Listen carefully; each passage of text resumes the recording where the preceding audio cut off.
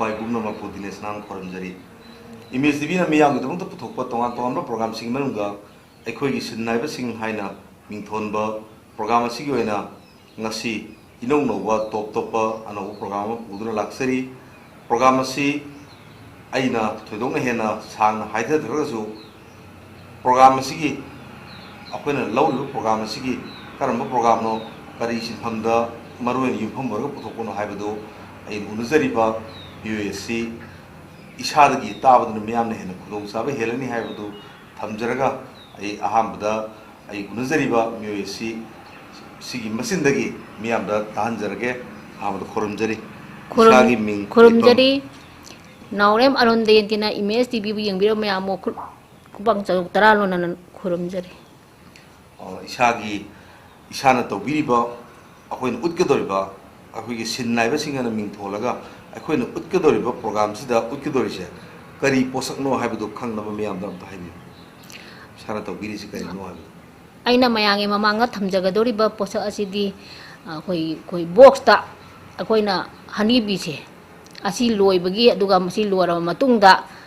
akoina poche phoina khui je phangaba matungda khui sibo yolaga akoina khoi isagi earning laknaba income laknaba hona jarakpodo adugi matangda mayamda thamjage haina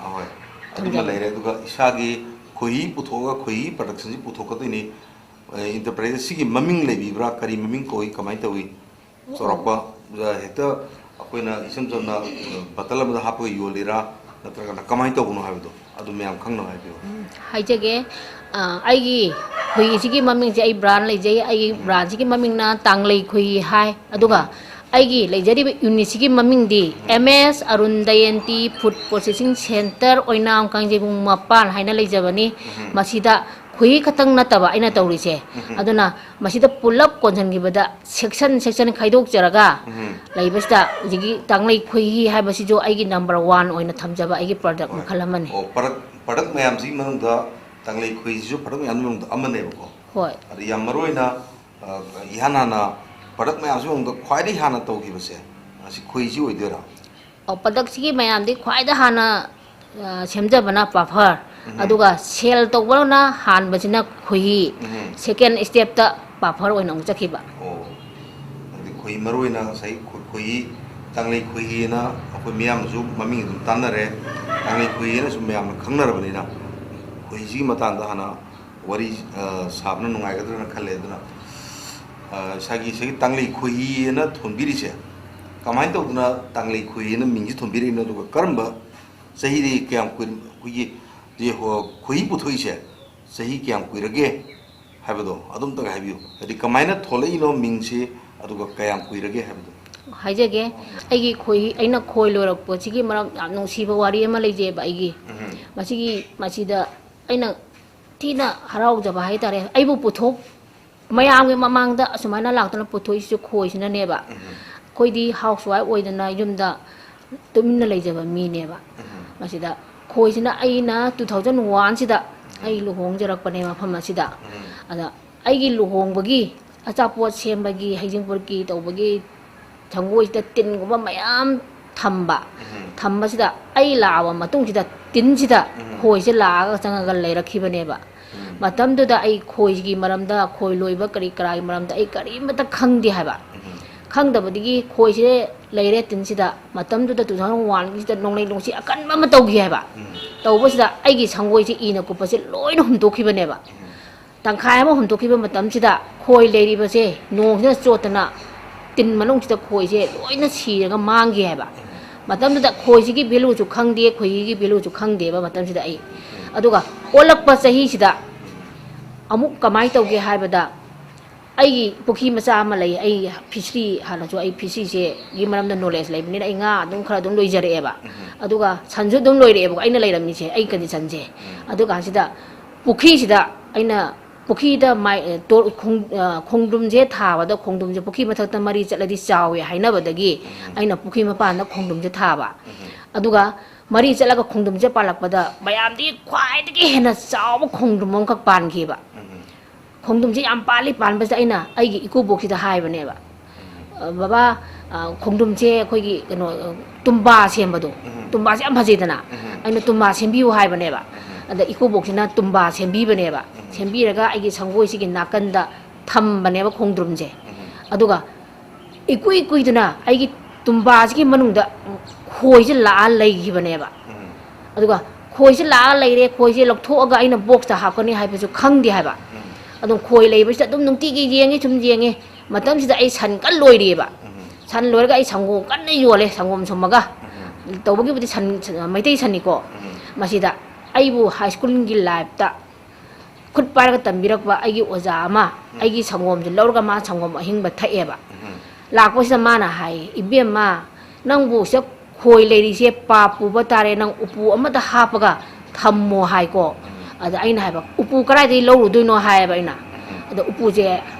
je khangdabani na aina oja sida hai aina pi aina laik tam ngai yumda lei ngai matamda oja je khoyam loireba maji khoiji yam loraga magi upu je lola thamba mai chembal myam lolaga leibase aina magi da oja gi manakida ai je sangom loraga thameba matamda moidigi sangom leirammeba aina so mo ada sangom logo chapada magi khoiji dum yenga lakane ba dusu haujingna mo oja sina mo ai salora ka sida ai sangom logo ung lakone ba aduga sangom logo sida aina tumba sida khoi leibasi ubada oja sina haibadigi aina haire oja gi upu aman bagal leiradi nawai loigibado ama pibiu haibaneba ada mi ama tharaga loholu law hai ai kadam leiteba mi se lobinaba leitabadigi oja sina sangom lobo lakpanda mana khoi upu ji pura lakhibaneba laga mana engon sida thamme thammakanda mana engon da pire upu se pira ka sida dumba du degi umu khoi ji kamai lokthokkodoino se khangpoteba ai se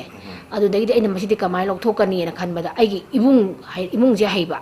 sigi maibamgi sing red hill leib jistagi layeba ai ibung je magi macha nupa se mu ibung na tawram bodo mu chan aigi ipan pa haitare ko ma je mu haiba degi aina ne kaureba kauraga ne ibung law khu pusida tumba di khoi si lokthok si haraga mana hoi ise haraga mana lokthok piraga adigi upusida hape ko hapasida matamda khoi khara yarame di tumba si june khangoi doine tumba si sum chahi lear hapaga tumba si chalaktabane ba koira bari 2001 dagi leihibaduna 2010 bau se ai tumba da khoi je lehan grabane ba chahi 3 se magan grabane ba khoi se adigi 10 dagi ne ba ina box ta hapa ise box ta hapaga upu da hapa matung dagi di chahi khudingi aina khoi ji yon ba haurak pone ba idea amta lekti ko khoigi khoi yom budani ko in khangi se aduga ipan pasi da tum sema le ta hole mana aduga khoi je lo ani aina mu yolani matam sida kg ema da 150 katang pirame ba pirame do yole dum yon ba sida aina amna nungai gi je aina khoi phajana loirakhi ba se nungai gi da ba amadagi ne ba matam sida khoi je kharam bazar da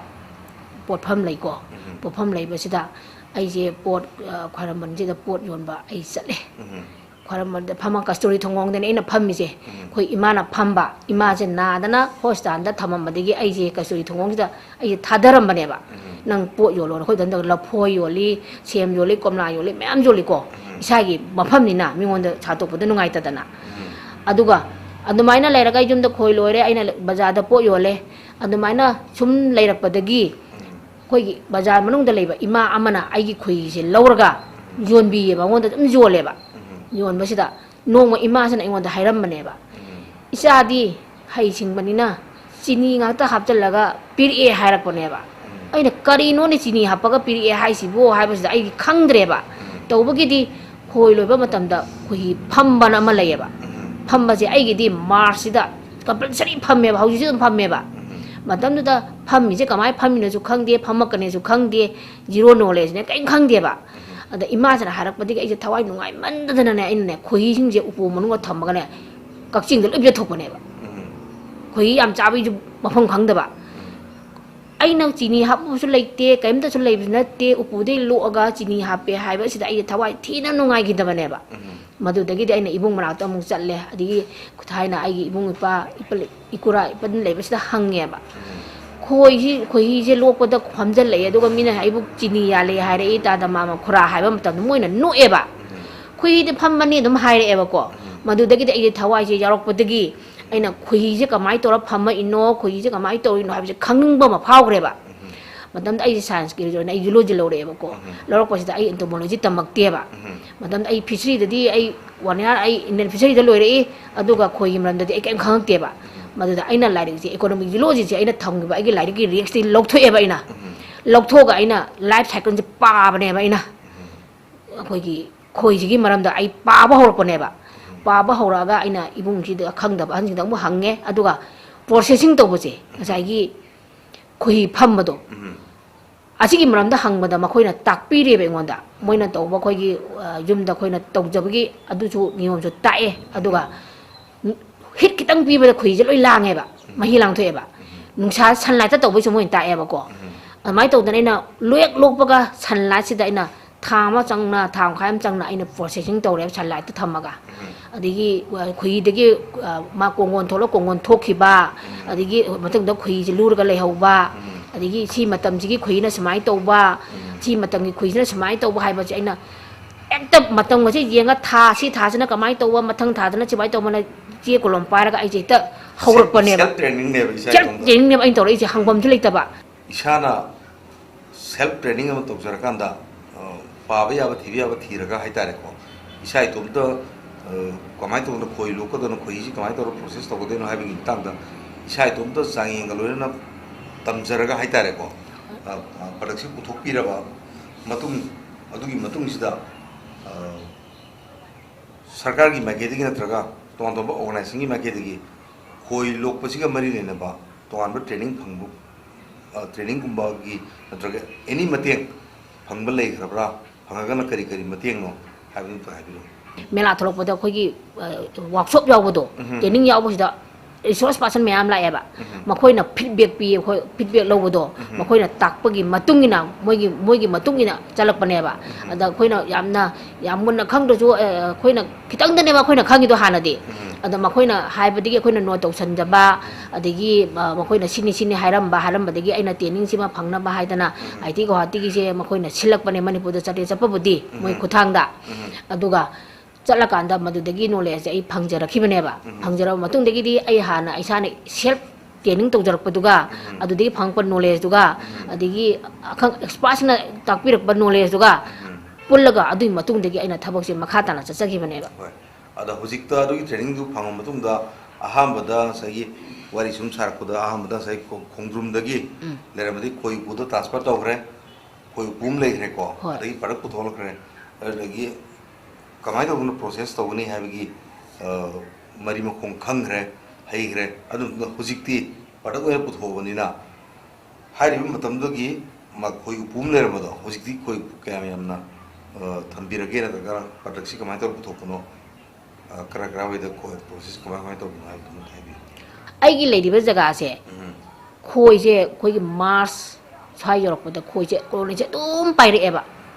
ꯑꯣ ꯃꯁꯥ ꯃꯇꯣꯝꯇ ꯃꯊꯟꯇ ꯄꯥꯏꯔꯒ ꯑꯗꯨꯝ ꯑꯩꯒꯤꯁꯦ ꯂꯝꯗꯟꯕ ꯍꯥꯏꯇꯥꯔꯦ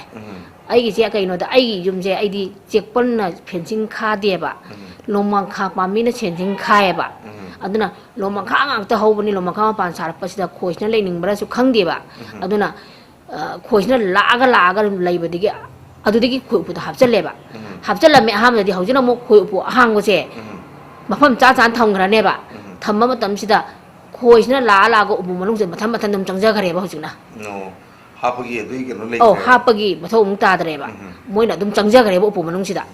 ꯃꯣꯏꯅ ꯂꯩꯅꯤꯡꯉꯕꯅꯤꯅ ꯂꯥꯛꯅꯤꯡꯉꯕꯅꯤꯅ ꯃꯣꯏꯒꯤ ꯃꯌꯨꯝꯁꯦ ꯈꯨꯌꯝꯕ ꯊꯝꯕꯤꯔꯒꯦ ꯑꯗꯨꯒ ꯃꯈꯣꯏ ꯆꯪꯉ ꯂꯩꯖꯔꯁꯅꯨ ꯍꯥꯏꯗꯅ ꯑꯗꯨꯒꯤ ꯇꯦꯛꯅꯤꯛꯇꯣ ꯑꯃꯨꯛ ꯇꯧꯈ꯭ꯔꯦꯕ ꯍꯧꯖꯤꯛꯁꯤꯅ ꯑꯗꯨꯗꯤ ꯉꯁꯥꯏꯒꯤ ꯈꯣꯏ ꯎꯄꯨꯗꯨꯗ ꯂꯩꯈꯤꯕ ꯈꯣꯏ ꯁꯤ ꯈꯣꯏꯁꯤ ꯆꯍꯤ ꯑꯃꯗ ꯈꯣꯏꯍꯤ ꯀꯌꯥꯃꯨꯛ ꯂꯣꯛꯏ ꯑꯗꯣ ꯆꯍꯤ ꯑꯃꯗ ꯑꯃꯨꯛꯇꯪ ꯂꯣꯛꯄ꯭ꯔꯥ ꯑꯅꯤꯔꯛ ꯂꯣꯛꯄ꯭ꯔꯥ ꯍꯥꯏꯕ ꯃꯇꯝ ꯂꯩꯕ꯭ꯔꯥ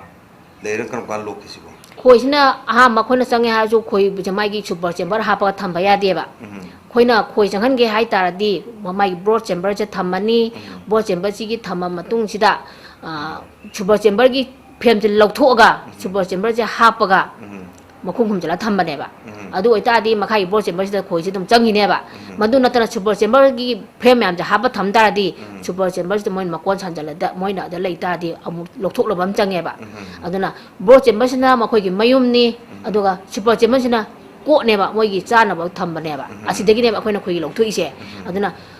super chamber dagi khoi lokpodi yai bro chamber di khoi lok di kana amta su lokthok pi gono masigi khoi hi di mapi ga macha chana bane ba ajumaina thamakanda madudagi khoi je lokthok ga extract toraga colony yamadi khoi gi mass tha je asidadi moi poinu ne ha ba khoi gi khoi poinu ne ba si aduga sigi mafam si da su matam si su khwai gi pham gi chang je immune system je wang na kan de moisture so wang ma na oi ba ma le ba ko khoi na khoi pham mi se si ma mam ji da pham me ha ba aduna khoi je khoi na mai gi mama je tu ra ba matam da di ma ji okay tare madu already khoi ji pham pham we ba adubu khoi gi hani khoi haing khoi gi khoi ji chamber tare ne ba lai se aduna bo sat pati ha khang nei ne ba kari gamba lamhang da khoi ji amma ma jaga saba matam da layer do bo tare le rama ba bok sa thang da ba khoi ne ba khoi ne ba masi ma chak khang da moi tonga na ta ya ba moi di layer se tare dum phom tor ka ne ba maduna layer mayai thang ba china mayai tura mamai kano se tor akan da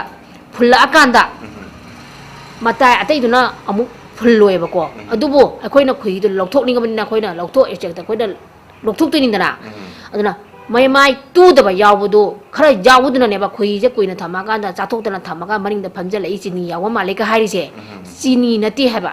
ngasai khoi na mamai tu do ta lok pa na ta ba ni na jagi tu da ba khara yaw du gi reaction ne ba maduna madu do khoi na process to ra ka ha kai ta di yaw ro ha ba aduma haijaningi aduga hojikti khoi upu amadagi hojina khoina leirei je upu je kuira abanina upu maching yame aigi imanabi kamu sindju upu je thamalle aduga khoina lam low lejadabanina kampek oina thambaga loibadi ngamjade jumda upu mari manga je lehalle adigi khoigi nga gi pham tawba pham da ring bang koi ba khoi upu thamalle aduga makoi do khoina senaraga makoi sindudagi khoi du su aina lokhatle aduga aidi loibaga jonbaga punbanina chahi amagi yona basi thamdaba yadamna adu mayam da loina hona jaraga thamma kan kampe oi thaga chahi chibasi jona baina khoi je lengna thama bane ba hojina upu se 100 ki maya da dum leire aduga hengalakpadane ba ko aduga 100 oita su khoi phangda de mu kana de ba maduna upu manga thamagi mahota upu ahum na trak ani ohen ga da ba aduga super chamber wang ga da ba masing yaman ga da ba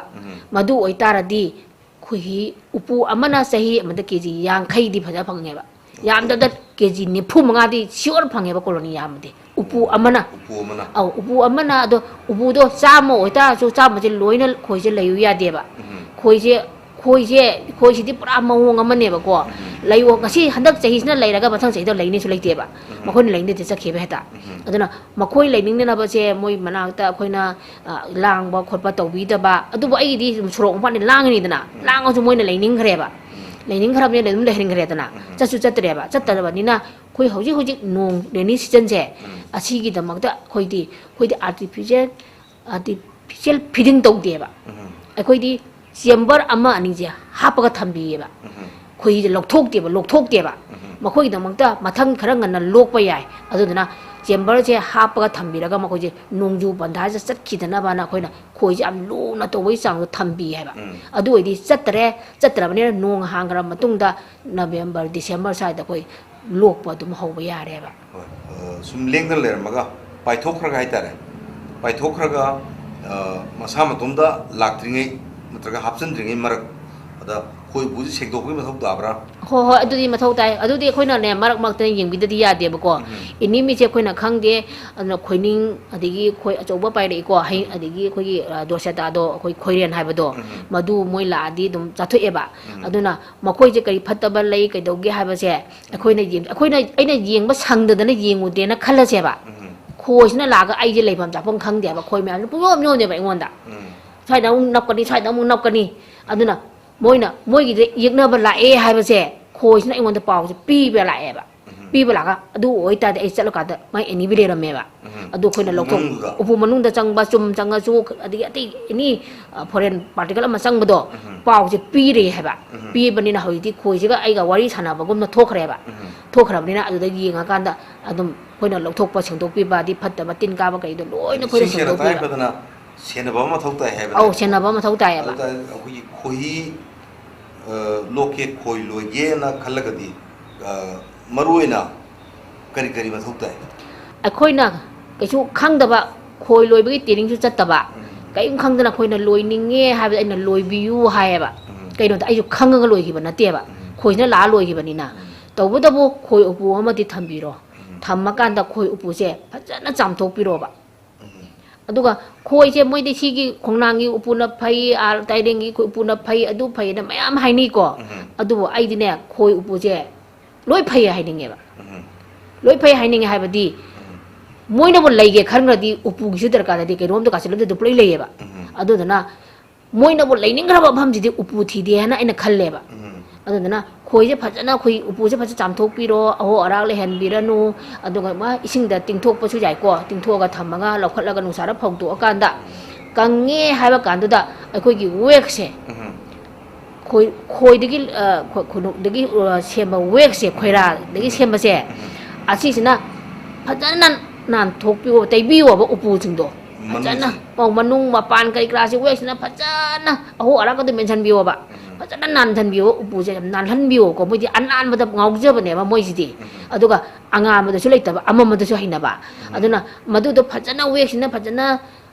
ꯇꯩꯊꯣꯛꯄꯤꯔꯣ ꯋꯦꯛꯁꯇꯣ ꯃꯅꯝꯗ ꯅꯝꯍꯜꯂꯣ ꯅꯝꯍꯜꯂ ꯃꯇꯨꯡꯁꯤꯗ ꯑꯩꯈꯣꯏꯒꯤ ꯈꯣꯏꯍꯤꯁꯦ ꯈꯣꯏꯍꯤ ꯈꯔꯁꯦ ꯑꯩꯈꯣꯏꯅ ꯕ꯭ꯔꯁꯅꯦ ꯈꯪꯗꯦ ꯂꯁꯤꯡꯅꯦ ꯄꯥꯏꯔꯒ ꯑꯃꯨꯛ ꯄꯥꯔꯞꯅ ꯇꯩꯕꯤꯔꯣ ꯉꯁꯥꯏꯒꯤ ꯃꯥꯒꯤ ꯐ꯭ꯔꯦꯝꯁꯤꯡꯗꯣ ꯑꯗꯨꯃꯥꯏꯅ ꯇꯩꯔꯒ ꯐꯖꯅ ꯊꯝꯃ ꯀꯛꯆꯦꯡ ꯆꯪꯗꯅꯕꯗꯨꯗꯤ ꯑꯩꯈꯣꯏꯅ ꯇꯧꯕꯤ ꯇꯥꯔꯦꯗꯅ ꯑꯗꯨꯒ ꯑꯩꯈꯣꯏ ꯀꯔꯤꯝ ꯂꯩꯇꯅ ꯃꯐꯝ ꯀꯩꯅꯣ ꯐꯥꯜ ꯑꯃ ꯑꯣꯏꯔꯁꯨ ꯀꯩꯅꯣꯝꯗ ꯑꯣꯏꯔꯁꯨ ꯊꯥꯡꯀꯠꯂꯒ ꯃꯐꯝ ꯆꯥꯕ ꯑꯃꯗ ꯊꯝꯕ ꯌꯥꯏ ꯇꯧꯕꯇꯕꯨ ꯑꯩꯈꯣই ꯃꯩꯇꯩꯒꯤ ꯆꯠꯅꯕꯤꯗ ꯌꯦꯠꯂꯣꯝ ꯊꯪꯕꯗꯗꯤ ꯑꯩꯈꯣꯏ ꯎꯄꯨ ꯊꯝꯅꯗꯦꯕ ꯑꯗꯨꯅ ꯌꯨꯝꯒꯤ ꯌꯦꯠ ꯊꯪꯕ ꯅꯥꯀꯟꯒꯤ ꯃꯃꯥꯡ ꯐꯝꯃꯦꯟꯗ ꯊꯝꯅꯗꯦꯕꯀꯣ ꯑꯗꯨꯒ ꯑꯣꯏꯔꯣꯝ ꯃꯃꯥꯡꯗꯤ ꯑꯗꯨꯝ ꯊꯝꯅꯩꯗꯅ ꯑꯗꯨꯒꯨꯝꯕ ꯖꯒꯥ ꯑꯃꯗ ꯊꯝꯕꯤꯌꯣ ꯇꯧꯕꯒꯤꯗꯤ ꯌꯨꯝ ꯌꯨꯝꯗ ꯑꯩꯈꯣꯏꯒꯤ ꯃꯅꯤꯄꯨꯔꯁꯦ ꯖꯪꯒꯜꯅꯦꯕ ꯖꯪꯒꯜꯅꯤꯅ ꯅꯥꯏꯇꯣꯝ ꯂꯥꯛꯄ ꯈꯣꯏ ꯑꯃ ꯁꯣꯏ ꯊꯦꯡꯅꯒꯅꯦꯕ ꯑꯩꯈꯣꯏꯅ ꯀꯔꯤ ꯄꯥꯎ ꯄꯨꯔꯛꯄꯅꯣ ꯍꯥꯏꯕꯗꯣ ꯍꯥꯏꯔꯤꯕ ꯈꯣꯏꯁꯦ ꯑꯇꯩ ꯅꯠꯇꯦꯕ ꯏꯟꯐꯣꯔꯃꯔꯅꯦꯕ ꯃꯈꯣꯏꯅ ꯂꯥꯏꯗꯣ ꯑꯇꯩ ꯅꯠꯇꯦꯕ ꯁꯤꯒꯤ ꯌꯨꯝꯁꯦ ꯁꯤꯒꯤ ꯏꯪꯈꯣꯜꯁꯦ ꯁꯤꯒꯤ ꯂꯩꯀꯥꯏꯁꯦ ꯑꯩꯈꯣꯏ ꯂꯩꯕ ꯅꯨꯡꯉꯥꯏꯒꯗ꯭ꯔꯥ ꯊꯤ ꯂꯥꯛꯏꯅꯦꯕ ꯆꯥꯅ ꯊꯛꯅꯕ ꯂꯩꯕ꯭ꯔꯥ ꯂꯩꯕ ꯅꯨꯡꯉꯥꯏꯗ꯭ꯔꯥ ꯏꯅꯤꯃꯤ ꯑꯩꯈꯣꯏꯕꯨ ꯌꯦꯠꯅꯕꯅ ꯑꯩꯈꯣꯏꯕꯨ ꯁꯣꯛꯍꯜꯂꯣꯏꯗꯕ꯭ꯔꯥ ꯍꯥꯏꯕꯒꯤ ꯊꯤꯕ ꯁꯔꯚꯦ ꯆꯠꯂꯤꯅꯦ ꯃꯣꯏ ꯆꯠꯂꯤꯗோ ꯑꯁꯨꯃꯥꯏꯅ ꯑꯗꯨꯝ ꯌꯨꯝ ꯈꯨꯗꯤꯡꯒꯤ ꯎꯕꯅꯦꯕ ꯑꯗꯨꯅ ꯃꯅꯤꯄꯨꯔꯁꯤꯗꯤ ꯍꯩ ꯔꯥ ꯂꯩ ꯅꯨꯡ ꯊꯥꯕ ꯊꯥꯗꯕꯒꯤꯗꯤ ꯑꯩꯗꯤ ꯀꯩꯁꯨ ꯊꯣꯏꯗꯣꯛꯇꯕ꯭ꯔꯥꯅ ꯈꯜꯂꯦꯕ ꯄꯨꯔꯥ ꯖꯪꯒꯜꯅꯦꯕ ꯖꯪꯒꯜꯅꯤꯅ ꯃꯣꯏꯅ ꯌꯥꯝꯅ ꯄꯥꯝꯖꯅ ꯂꯩꯈꯤꯕ ꯃꯐꯝꯗꯨ ꯑꯣꯏꯕ ꯑꯗꯨꯅ ꯑꯗꯨꯃꯥꯏꯅ ꯂꯥꯛꯄꯁꯦ ꯎꯔꯕꯅꯤꯅ ꯑꯉꯥꯡ ꯅꯨꯕꯤꯅ ꯁꯣꯛꯑꯣꯏꯗꯧꯕ ꯁꯥ ꯉꯥ ꯍꯨꯏꯅꯒ ꯁꯣꯛꯑꯣꯏꯗꯧꯕ ꯃꯐꯝ ꯑꯃꯗ ꯊꯝꯕꯤꯔꯣ ꯎꯄꯨꯁꯦ ꯊꯝꯃꯀꯥꯟꯁꯤꯗ ꯃꯇꯝ ꯈꯔ ꯌꯦꯡꯕꯤꯔꯣꯕ ꯌꯦꯡꯕꯤꯔꯕ ꯃꯇꯝꯁꯤꯗ ꯆꯍꯤ ꯑꯃꯁꯤꯗ ꯏꯪꯈꯣꯜꯁꯤꯗ ꯂꯝꯗꯟꯕ ꯈꯣꯏ ꯁꯣꯏꯗꯅ ꯂꯥꯛꯀꯅꯤ ꯍꯥꯏꯕ ꯉꯁꯥꯏꯒꯤ ꯏꯟꯐꯣꯔꯃꯔ ꯂꯥꯛꯈꯤꯕ ꯀꯩꯅꯣꯗꯣ ꯈꯣꯏꯗꯨꯅ ꯄꯥꯎ ꯄꯤꯔꯨꯗꯣꯏꯅꯦꯕ ꯄꯤꯔꯨꯔꯒ ꯉꯁꯥꯏ ꯑꯩꯈꯣꯏꯅ ꯎꯄꯨ ꯑꯃꯁꯨ ꯊꯝꯃꯦꯗꯅ ꯊꯝꯃꯕꯅꯤ나 ꯃꯥ ꯑꯗ ꯆꯪꯊꯣꯛ ꯆꯪꯁꯤꯟ ꯌꯦꯡꯗꯣꯏꯅꯦꯕ ꯍꯧꯖꯤꯛ ꯈꯣꯏꯁꯤꯅ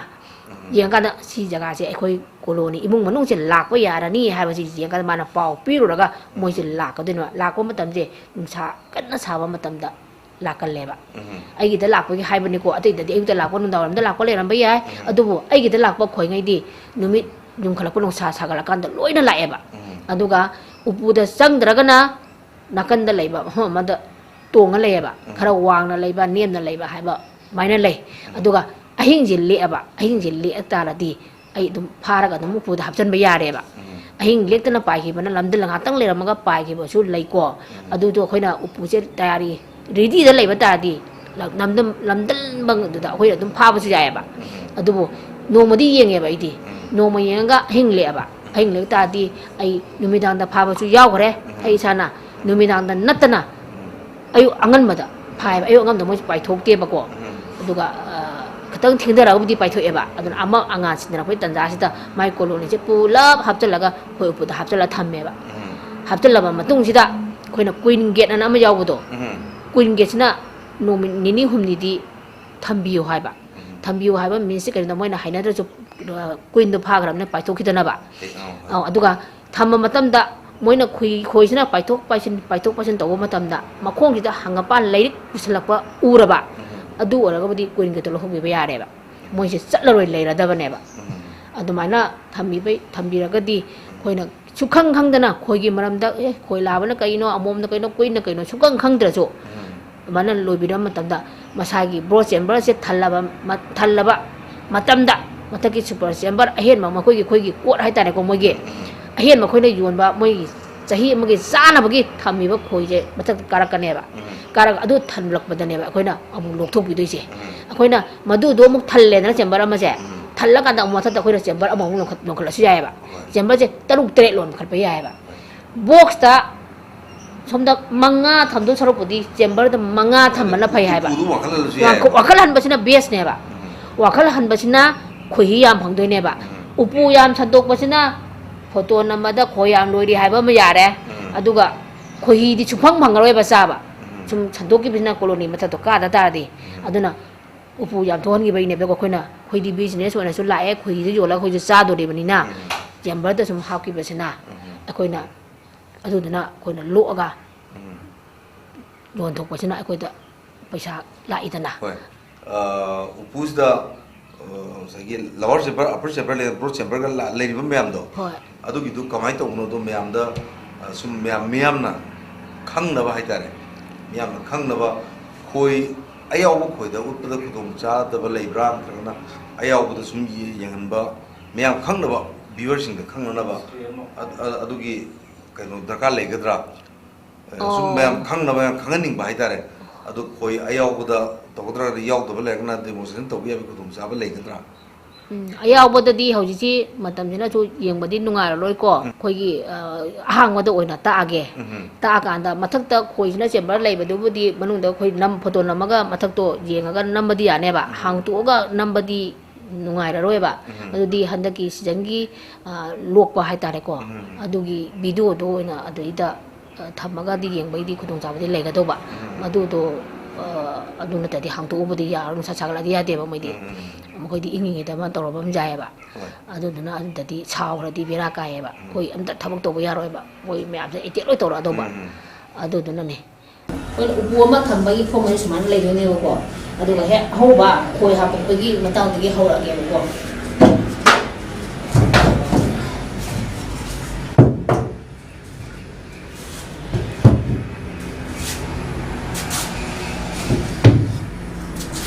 koina ubu juga si ubu sima koina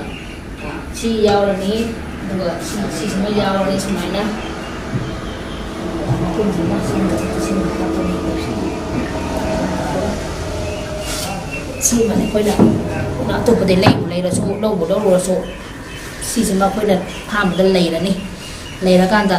koi na koi he loi la ge na khan da ji si ma thorang to ni to tu ta si gi ubu je koi na pa na cham to ku ba ha cham to ba ha bi do pa na cham to ni cham to kan da koi na cham to lo tu to wex na bu si loi tai du ne ubu ji gi manam nam han de ba ai wex to manam nam ma kan da koi na ne lei ning da bai ne ba aduga akoina koi ba colony se masana laga lae akoina phage hai ta di akoina jam na colony ma la ma tam da koi je ko tu je bali ko asi ko se ma koina pa ra kan da koi su da colony se le de khala se ko je ko si ma na ko to aduga sama ko sa ba ta da ma ta da na ne ba da kan da sama to ne ko se ba kana ne ko je jarang betul dah kena betul dah ni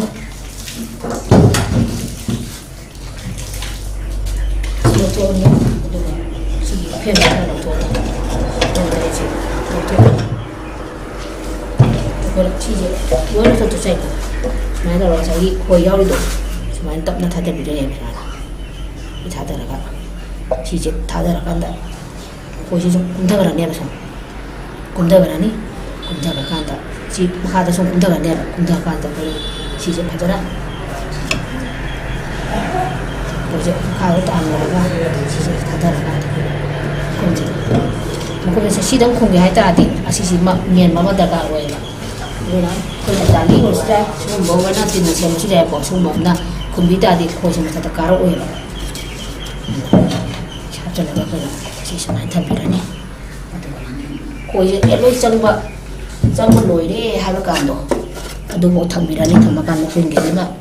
tambirani kuin ke sapirani. Si tadi kuin tu pak tu kidrati, koi susah dalam kun ni je. Kuin ni tu lak tu ini ba. Aduh kamu koi na, loi kun tu ba, loi kerana halu je, kan tak masih koi parah tu ni je. Doktor ni je, si doktor ni. changraneba ka da lo changranda ki phem lo lo thoni ko si khoi tham na do so tham ne ko na smain tau da na sai ki phem ji yaw ga tham ba ta ra di sai makha se lening da na moi matha ta ka khala ka ne ba ka khala ga sida mo ko na mayum sa ka to ne ba sida mayum sa ba ji mo ko si ya de moi mayum ba ji ko hen do ne ba mo si ba ji do hen do ne ba aduna matha ta sa ka ta na ba ne ba ko na si to ko to bi ji sumana si lo to tham ba di ya du ko mo ji phun je la ga mo si no ngai de ba maning ma ka tam da bai ne mo ko na si ki jem ba ji lo thu ji do ba da si ki jem ba ji lo na thala ne ba si ji koi mya gna si ki sara kom tam je si je phulle ha ba ka da access kui je si da sa da ba ko de ne ba su ba jem ba si ama wa chala ko to adu si than ba u ba ko hang to dam yeng ne ba ko je than ba than da ba na yeng ka thalle ha ba de ko na si hat jan mi ra ne si hat jan ni jem ba si ba si jo hawar ka ne ma ya ji sa ba ho ka ne ba mo je si je ta ne su ding sa ko thal lo te su lo sa ka de ne ba machine tare si si prem de tare ko de ne ba na si ko ra ha ba de si ka chau so ka ne ka ga na si de mo ji ko tham ka na tare cha ha ka tare su dia de ya de ba mo gi cha ta ti hai si mo gi bua na sa ba du su le ya sa tare cha mo le ba hei ko yin da na hei ko na ti hai che ma du da khang ne ba ya lai na khang ne ba ko na wa na sa tha na ta so du ba to bu da mo gi angan ma da sa mo ba ni u su ma khang ma ru ba ni yin da sa so de ma khang ba ko mo no ma sa ne ba du ba si thal le da na thal ma da ko lo extra to ya ya ba ko to thu ta bi da asi amma mo ha ba to ne si thal la ma ta da mo ka khar ka to ne ba ko ka to ba to mo lo ka da mo ko na sa ha ta mi de ne ba sai no ka pe ya aduna upu masing yam du sor pudi si jember masing yam na khui he na phang ne ba adege koi da khui se ma koi da mo si bo na khui si saja do inda na moi na si gi woni ko de saja do ne ba saja ba se koi da moi je matam manghal loi khui je dum le hen ge hai ta di koi na do sa ta wal gi khoi ra do koi na du lo ra ne ba ko aduga koi si phep je nap tu ne si da do ko ti ko no ji da 제 나빠가네 그런 사비야 탐데 어디도 왜 사 나들에다나 그게 좀 합들래다나 누가 하나 방어자 되게 더블 타임 치자 방안에 뭐 그이세 아들 하나 제들 계지 홈 방에 갈라지 아두 합다 계지 마 방거네 또 방거네 아주 매나 또 간다 뭐지 내가 간다 지제도 뭘로 걸 탈라 콜로니 안 따라디 뭐지 좀 놀라 lo khabe ba adana upu mari gi koloni che mari upu che sang thangdu sarok di koloni ani lo thoga box ani lo thoga koloni ani che api ha to ba sa tuna ha jan ba adu gi mo je punjan na ba gi so te ke le ba ko adu ga pulak tin jana ande ma pi ha to ba ro ma pi ha ta dia ma pi ha ta di kari gi to si ning thom ha ni che mai ma tung de lo ma gi mai tung de koloni ma di in mai ne ba adana sida le di ba benjina masa mo phawra atu ko to form to le bi na masa mo phawra na ta mai gi si gi tholok pa queen form to ko to madu na asa je kan mara ha se ko ne ji ma ma thong ta madu de ida ko na sin do ne bi to sa kan ban na phari ga asa kan na mai gi su ko me an nak to ba ko gi de ba wa ku de ma na kha yan thar ka ne ba anda ma ji queen ni ha de drone china drone gi life span yam te le ba ko black ko to drone di modi visual organ da modi katan ne modi khu men sa thok te ne ba modi mere sa ko modi chi ne ko life span je ko la wi life span so ba kan na di ba modi adu ga worker sing je modi ma sa ko te ba quên được te ne ba quên si ma mar te du wa te ra foto auto ko te ne ma mar te gi te ne ya am la ko quên me te ne ba la te ne ba ma na kra sai sa ne ba quên ji na adu ga tây thì khá đồng bị cân nhắc được rồi là một hạt tiền tâm tổ này được và liệt được cái gì hồi ra chỉ là chỉ hồi ra chỉ làm ổn định thì cái đó tung khá là lấy này vậy mà không được đâu chỉ mà mai thì cái hiện cái này vậy là không tung mình làm gì đúng không nghe bà cô ꯑꯗꯨꯒ ꯃꯗꯨꯗꯨꯅ ꯂꯥꯕ ꯑꯣꯏꯗꯣꯏꯕ ꯑꯗꯒꯤ ꯑꯩꯈꯣꯏ ꯆꯨꯝꯅꯒꯤ ꯋꯥꯀꯔꯗꯨꯅ ꯑꯗꯨꯝ ꯏꯆꯝ ꯑꯗꯨꯝ ꯍꯨꯝꯃ ꯑꯗꯨꯝ ꯂꯩꯔꯅꯦꯕ ꯑꯗꯨꯒ ꯑꯃꯨꯛ ꯀꯩꯅꯣꯅ ꯑꯃꯨꯛ ꯀꯨꯏꯟꯅ ꯑꯃꯨꯛ ꯌꯥꯟꯊꯗꯣꯏꯕ ꯌꯥꯝꯅ ꯊꯝꯖꯤꯜꯂꯗꯤ ꯊꯕꯛ ꯁꯨꯅꯤꯡꯗꯦꯕ ꯈꯣꯏꯁꯤꯡꯁꯦ ꯃꯊꯧ ꯇꯧꯅꯤꯡꯗꯦꯕ ꯑꯗꯨꯅ ꯃꯈꯣꯏꯕꯨ ꯃꯊꯧ ꯄꯤꯒꯦ ꯍꯥꯏꯇꯥꯔꯗꯤ ꯑꯩꯈꯣꯏꯅ ꯁꯠ ꯁꯠ ꯂꯧꯊꯣꯛꯄ ꯑꯩꯈꯣꯏꯅ ꯁꯠ ꯂꯧꯊꯣꯛꯈ꯭ꯔꯗꯤ ꯃꯣꯏ ꯆꯥꯅꯤꯡꯉꯥꯏ ꯂꯩꯔꯔꯣꯏ ꯃꯣꯏ ꯍꯟꯅꯤꯡꯉꯤꯅꯦꯕ ꯑꯗꯨꯅ ꯈꯔ ꯇꯣꯏꯅ ꯂꯧꯊꯣꯛꯄꯗꯤ ꯑꯗꯨꯝ ꯐꯩꯌꯦꯕ ꯑꯗꯨ ꯑꯣꯏꯔꯗꯤ ꯃꯣꯏ ꯃꯊꯧꯗꯣ ꯌꯥꯝ ꯐꯖꯅ ꯇꯧꯋꯦꯕ ꯑꯗ ꯅꯣꯡ ꯆꯨꯗꯣꯔꯕ ꯑꯣꯏꯔꯗꯤ ꯑꯩꯈꯣꯏ ꯂꯧꯊꯣꯛꯇꯦꯕꯀꯣ ꯅꯣꯡ ꯆꯨꯔꯗꯤ ꯃꯣꯏ ꯃꯆꯥꯛꯇꯣ ꯊꯤꯔꯨꯔꯒ ꯍꯥꯞꯆꯤꯟꯗꯣꯏꯅꯤꯅꯕꯀꯣ ꯂꯩꯔꯣꯏꯗꯕ ꯑꯗꯨꯗꯨꯅꯅꯦ ꯑꯗꯨꯗꯨꯒ ꯃꯣꯏ ꯑꯈꯪ ꯍꯩꯅ ꯇꯥꯔꯛꯄꯗ ꯃꯣꯏꯅ ꯍꯥꯏꯕ ꯑꯃ ꯂꯩꯌꯦ ꯅꯣꯡꯃꯒꯤ 1 ꯗꯦꯁꯦ ꯃꯣꯏꯅ ꯃꯆꯤꯟꯖꯥꯛ ꯊꯤꯕꯁꯦ ꯂꯩꯁꯦ 2 ꯁꯨꯅ ꯆꯣꯡꯗꯦ ꯍꯥꯏ ꯂꯩꯁꯦ ꯉꯁꯤ ꯍꯪꯒꯥꯝꯅ ꯉꯁꯤ ꯍꯪꯒꯥꯝ ꯆꯠꯂꯦ ꯍꯪꯒꯥꯝ ꯑꯗꯨꯝ ꯃꯣꯏꯒꯤ ꯏꯁꯇꯦꯞ ꯇꯧꯅꯤ ꯍꯥꯏꯕ ꯑꯗꯒꯤ ꯑꯇꯩ ꯐ꯭ꯂꯋꯥꯔꯗ ꯇꯧꯋꯤ ꯐ꯭ꯂꯋꯥꯔꯗ ꯑꯗꯨꯗꯩ ꯍꯦꯟꯅ ꯑꯇꯣꯞꯄ ꯇꯧꯗꯦ ꯍꯥꯏꯕ ꯁꯤꯒꯤ ꯆꯦꯝꯕꯔ ꯑꯃ ꯊꯟꯕꯁꯦ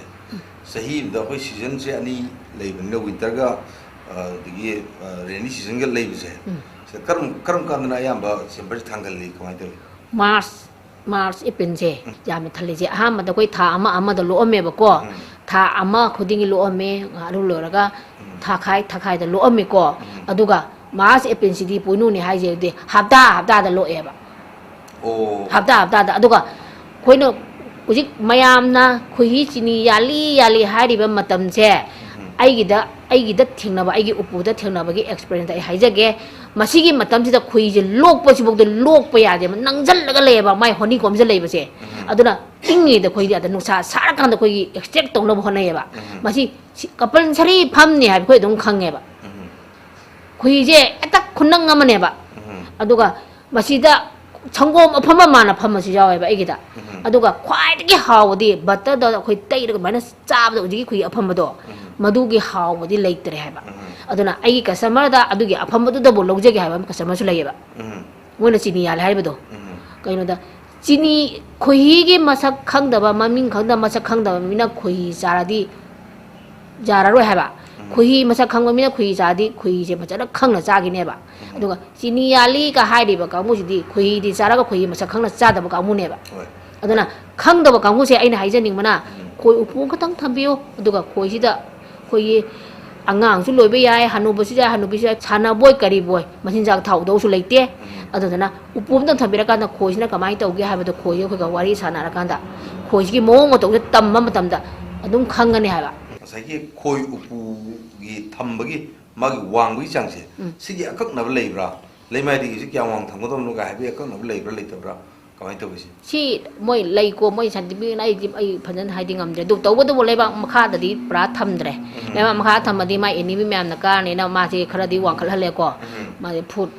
ꯀꯌꯥ ꯍꯥꯏꯅ ꯐꯨꯠ 3 ꯑꯩꯈꯣꯏ ꯇꯦꯕꯜ ꯏꯁꯇꯨꯜꯁꯤꯒꯤ ꯇꯥꯏꯞꯇ ꯑꯁꯤꯃꯨꯛꯇ ꯑꯗꯨꯝ ꯊꯝꯃꯦꯕ ꯑꯩꯗꯤ ꯏꯁꯇꯨꯜꯁꯤꯃꯨꯛ ꯋꯥꯡꯕ ꯆꯥꯡꯅ ꯊꯝꯃꯀꯥꯟꯗ ꯑꯩꯈꯣꯏꯅ ꯃꯥꯒꯤ ꯇꯦꯛꯅꯤꯛ ꯈꯔ ꯂꯩꯀꯣ ꯃꯈꯥꯗ ꯀꯛꯆꯤꯡꯒꯨꯝꯕ ꯆꯪꯗꯅꯕꯁꯦ ꯃꯈꯣꯡꯁꯤꯒꯤ ꯑꯀꯣꯏꯕꯗ ꯑꯩꯈꯣꯏꯒꯤ ꯌꯥꯏꯉꯪꯁꯤꯅ ꯀꯣꯏꯁꯤꯜꯂꯒ ꯊꯝꯃꯀꯥꯟꯗ ꯑꯗꯨꯝꯁꯨ ꯆꯪꯕ ꯉꯝꯗꯦꯀꯣ ꯀꯛꯆꯤꯡꯁꯦ ꯑꯗꯨꯒ ꯌꯥꯏꯉꯪꯁꯦ ꯁꯨꯃꯥꯏꯅ ꯔꯥꯎꯟ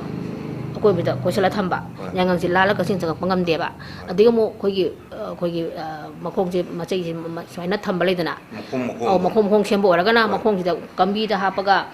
ꯏꯁꯤꯡ ꯊꯝꯃꯒ ꯊꯝꯕ ꯍꯥꯏꯕꯁꯨ ꯇꯧꯏꯀꯣ ꯑꯗꯨꯒ ꯃꯥꯒꯤ ꯑꯦꯅꯤ ꯆꯪꯗꯅꯕ ꯑꯩꯈꯣꯏꯅ ꯑꯦꯅꯤ ꯄꯣꯠ ꯑꯃ ꯊꯝꯃꯒ ꯁꯤꯡ ꯅꯠꯇ꯭ꯔꯁꯨ ꯌꯥꯏꯑꯕ ꯃꯈꯣꯡꯁꯤꯗ ꯃꯣꯏ ꯆꯪ ꯉꯝꯗꯅꯕꯗꯣ ꯀꯥꯈꯠꯂꯛꯄ ꯉꯝꯗꯅꯕꯗꯣ ꯃꯗꯨꯝꯁꯨ ꯑꯗꯨꯝ ꯊꯝꯃꯤ ꯑꯗꯨꯗꯤ ꯑꯩꯈꯣꯏ ꯍꯩꯅ ꯁꯤ ꯇꯧꯗ ꯌꯥꯗꯦ ꯍꯥꯏꯕꯗꯤ ꯂꯩꯇꯦ ꯍꯥꯏꯕ ꯑꯗꯨꯝꯗꯤ ꯑꯩꯈꯣꯏꯅ ꯆꯪꯗꯅꯕ ꯍꯣꯠꯅꯕꯤ ꯇꯥꯔꯦ ꯑꯗꯨꯒ ꯃꯅꯥꯛꯇ ꯑꯩꯈꯣꯏꯒꯤ ꯑꯇꯩ ꯆꯨꯡꯒꯨꯝꯕ ꯑꯗꯩ ꯈꯔꯃꯤ ꯑꯗꯩ ꯀꯛꯆꯤꯡ ꯑꯆꯧꯕ ꯑꯗꯩ ꯎꯆꯦꯛ ꯑꯩꯈꯣꯏꯒꯤ ꯈꯣꯏꯅꯤꯡꯉꯕ ꯎꯆꯦꯛꯁꯦ ꯈꯣꯏꯁꯦ ꯌꯥꯝ ꯂꯥꯛꯑꯦꯕ ꯈꯣꯏ ꯌꯥꯝ ꯂꯥꯛꯑꯦꯕꯀꯣ ꯈꯣꯏꯅꯤꯡꯁꯤꯃ ꯁꯦꯟꯅꯕꯗ ꯑꯩꯗꯤ ꯁꯨꯛꯄꯅꯤꯅꯕꯀꯣ ꯈꯣꯏꯅꯤꯡꯁꯦ ꯑꯗꯨꯝ ꯅꯨꯡ ꯊꯥꯗꯅ ꯇꯥꯜꯂꯕꯅꯦꯕ ꯑꯗꯨꯒ ꯁꯤꯃ ꯉꯥꯛꯄꯤꯔꯅꯤ ꯑꯗꯨꯒ ꯀꯩꯅꯣ ꯑꯩꯈꯣꯏꯒꯤ ꯈꯣꯏ ꯑꯃ ꯂꯩꯌꯦ ꯀꯩꯅꯣ ꯇꯧꯗꯕ ꯈꯣꯏꯍꯤ ꯄꯨꯗꯕ ꯈꯣꯏ ꯃꯀꯣꯛꯇ ꯍꯪꯒꯄꯥꯟ ꯇꯣꯞꯄ ꯈꯣꯏ ꯑꯃ ꯂꯩꯕꯅꯦꯕ ꯃꯁꯤꯅꯦꯕ ꯁꯥꯊꯤꯔꯤꯁꯦ ꯃꯈꯣꯏ ꯑꯍꯨꯝꯅ ꯎꯄꯨ ꯀꯣꯂꯣꯅꯤ ꯑꯃ ꯍꯥꯠꯄ ꯉꯝꯃꯤ ꯈꯣꯏꯔꯦꯟ ꯀꯣꯂꯣꯅꯤ ꯑꯃ ꯍꯥꯠꯄ ꯉꯝꯃꯦꯕ ꯍꯧꯖꯤꯛ ꯍꯥꯏꯔꯤꯕ ꯈꯣꯏꯁꯦ ꯃꯀꯣꯛꯇ ꯍꯪꯒꯄꯥꯟ ꯇꯣꯞꯄꯗꯣ ꯃꯅꯨꯡꯗ ꯈꯣꯏ ꯑꯣꯏꯅ ꯍꯥꯞꯄ ꯆꯥꯗꯣꯏꯅꯦꯕ ꯃꯣꯏꯁꯦ ꯑꯁꯤꯒꯨꯝꯕꯁꯦ ꯑꯩꯈꯣꯏꯅ ꯈꯣꯏ ꯎꯄꯨꯁꯦ ꯊꯝꯃꯦ ꯅꯥꯀꯟꯗ ꯑꯩꯈꯣꯏꯗꯤ ꯊꯕꯛ ꯑꯇꯩ ꯑꯇꯩ ꯆꯠꯊꯣꯛꯑꯦ ꯈꯣꯠꯇꯣꯛꯑꯦ ꯑꯗꯨꯒ ꯈꯪꯗ꯭ꯔꯦꯗꯅ ꯈꯣꯏꯁꯤꯅ ꯑꯩꯉꯣꯟꯗ ꯄꯥꯎ ꯄꯤꯔꯕꯁꯨ ꯑꯩꯅ ꯈꯪꯗ꯭ꯔꯦꯅ ꯈꯜꯂꯁꯦꯕꯀꯣ ꯑꯩꯈꯣꯏꯅ ꯈꯣꯏꯒꯤ ꯎꯄꯨꯁꯦ ꯆꯪꯉꯒ ꯌꯦꯡꯕ ꯃꯇꯝꯗꯅꯦ ꯈꯣꯏꯒꯤ ꯃꯊꯣꯡꯁꯦ ꯍꯦꯛꯇ ꯐꯠꯇ ꯐꯠꯇꯕꯗꯧꯅ ꯑꯃꯣꯠꯄ ꯂꯩꯈꯣꯝ ꯇꯩꯕꯗꯧꯅ ꯇꯩ ꯂꯩꯔꯝꯒꯅꯦꯕ ꯃꯈꯣꯏ ꯑꯦꯅꯤꯃꯤꯗꯣ ꯉꯥꯡꯊꯣꯛꯅꯅꯕꯩꯅꯦꯕ ꯃꯈꯣꯏꯅ ꯑꯗꯨ ꯇꯧꯔꯝꯃꯤꯗꯣ ꯃꯗꯨ ꯍꯦꯛ uradiko enemy lae haibaje aikoina khange haiba aduna aikoina senabiraga mokoijibo ngakthokpinabase aikoina tawbire haiba aduna moina adumu he puthoraba phattabaje thoraga na thama aba enemy lae haibaje khange haiba adu ja sagi adumaga leire di khoi lokom dam sagi wakhala sagi chamber do wanga torga adum wanghala jeba amada hoi adagi amuk dakar leiraga di amamu thamkanda koi puamaga amagi lapnabagi chang si leibra kyam adugi akaknaba suk lapnaga da niga haibana si leibra lei ado khoida yam nakna thambadi yadre chikhaine ba moje ama upumaga khoi machaje manandamni na manandamni chikhaine ba ko aduna khara lapna thamma khoi lam ani ahum si hai ko adu jaga moina kuro thambai di ya khoina swai da di adumaina thamdrabani na aidi khara adum lapna thamme ba aduga food tare di pa num la pa dum thamba yai ba do nak pai thabok ti ai di thambino haijage ba nak na thamba se aduma ga leire di hujik se khoi ji parak puthoga tanglei khoi na parak oina putho bani na hujik thogi stage da hana sum torom da isana torom do hujik atopa mi thambra da isai tom dum tawri bra kamai toge hujik ti aina khoi loiba di khoi digi extract toraga yon bagi thabak tora abani na yam khal abani na aina di ngamdre aduna ai sedi ai nupamcha moi ani hum thamme ba ko makoi sina mai kai digi ai itei hai tare ma sina nakan je moi puhalle ba puhallaga som nakan sina ai ipa pa amana adigi som nakalam na itei na som nakan na anga amana ko makoi thadoga lam dugi di maham je makoi na senju senahan ba adi lokpa khotpa che makoi loi to hole to holakanda lokpa lorakanda posina aina lawra aina processing je tawrakanda aina sales tawbusina ain tawba tha gi kare ho kya myam na tawrge so sahi da si kare ho to banga me duga sahi bada laiba ogi income hai tare ko apun ba income do tha gi na khai do yeng bi re brak kare ho lakpunga mage da be hot pule bi re khoigi maramdadi aina thagi khoigi season matamdadi ai kya yonde ba season matamdai collection tawba moi jum dum khoi je dum khoi manipur dum leibane ba ko leibani na adum moi se chaba thakba adum khara dum khoi sia tawna bani na ba asi matamda aina stock tawba ina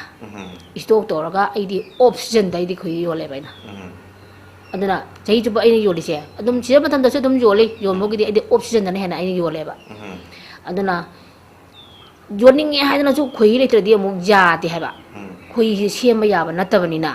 aduna chahi sigi khoi mayam se chana bagi honarak pada aina kg se ising mari manga na tadi ya deba chahi amada ising manga go ma thamadi ai chahi se ma yomada kharadi dum phare na khalle ba aduga puthok pochingi khara nungai tabani na ai mapalom dadi ai moi thara ona haiba ya leiko do mapalom dadi aina chapagumba adigi mi adai angang sing chapa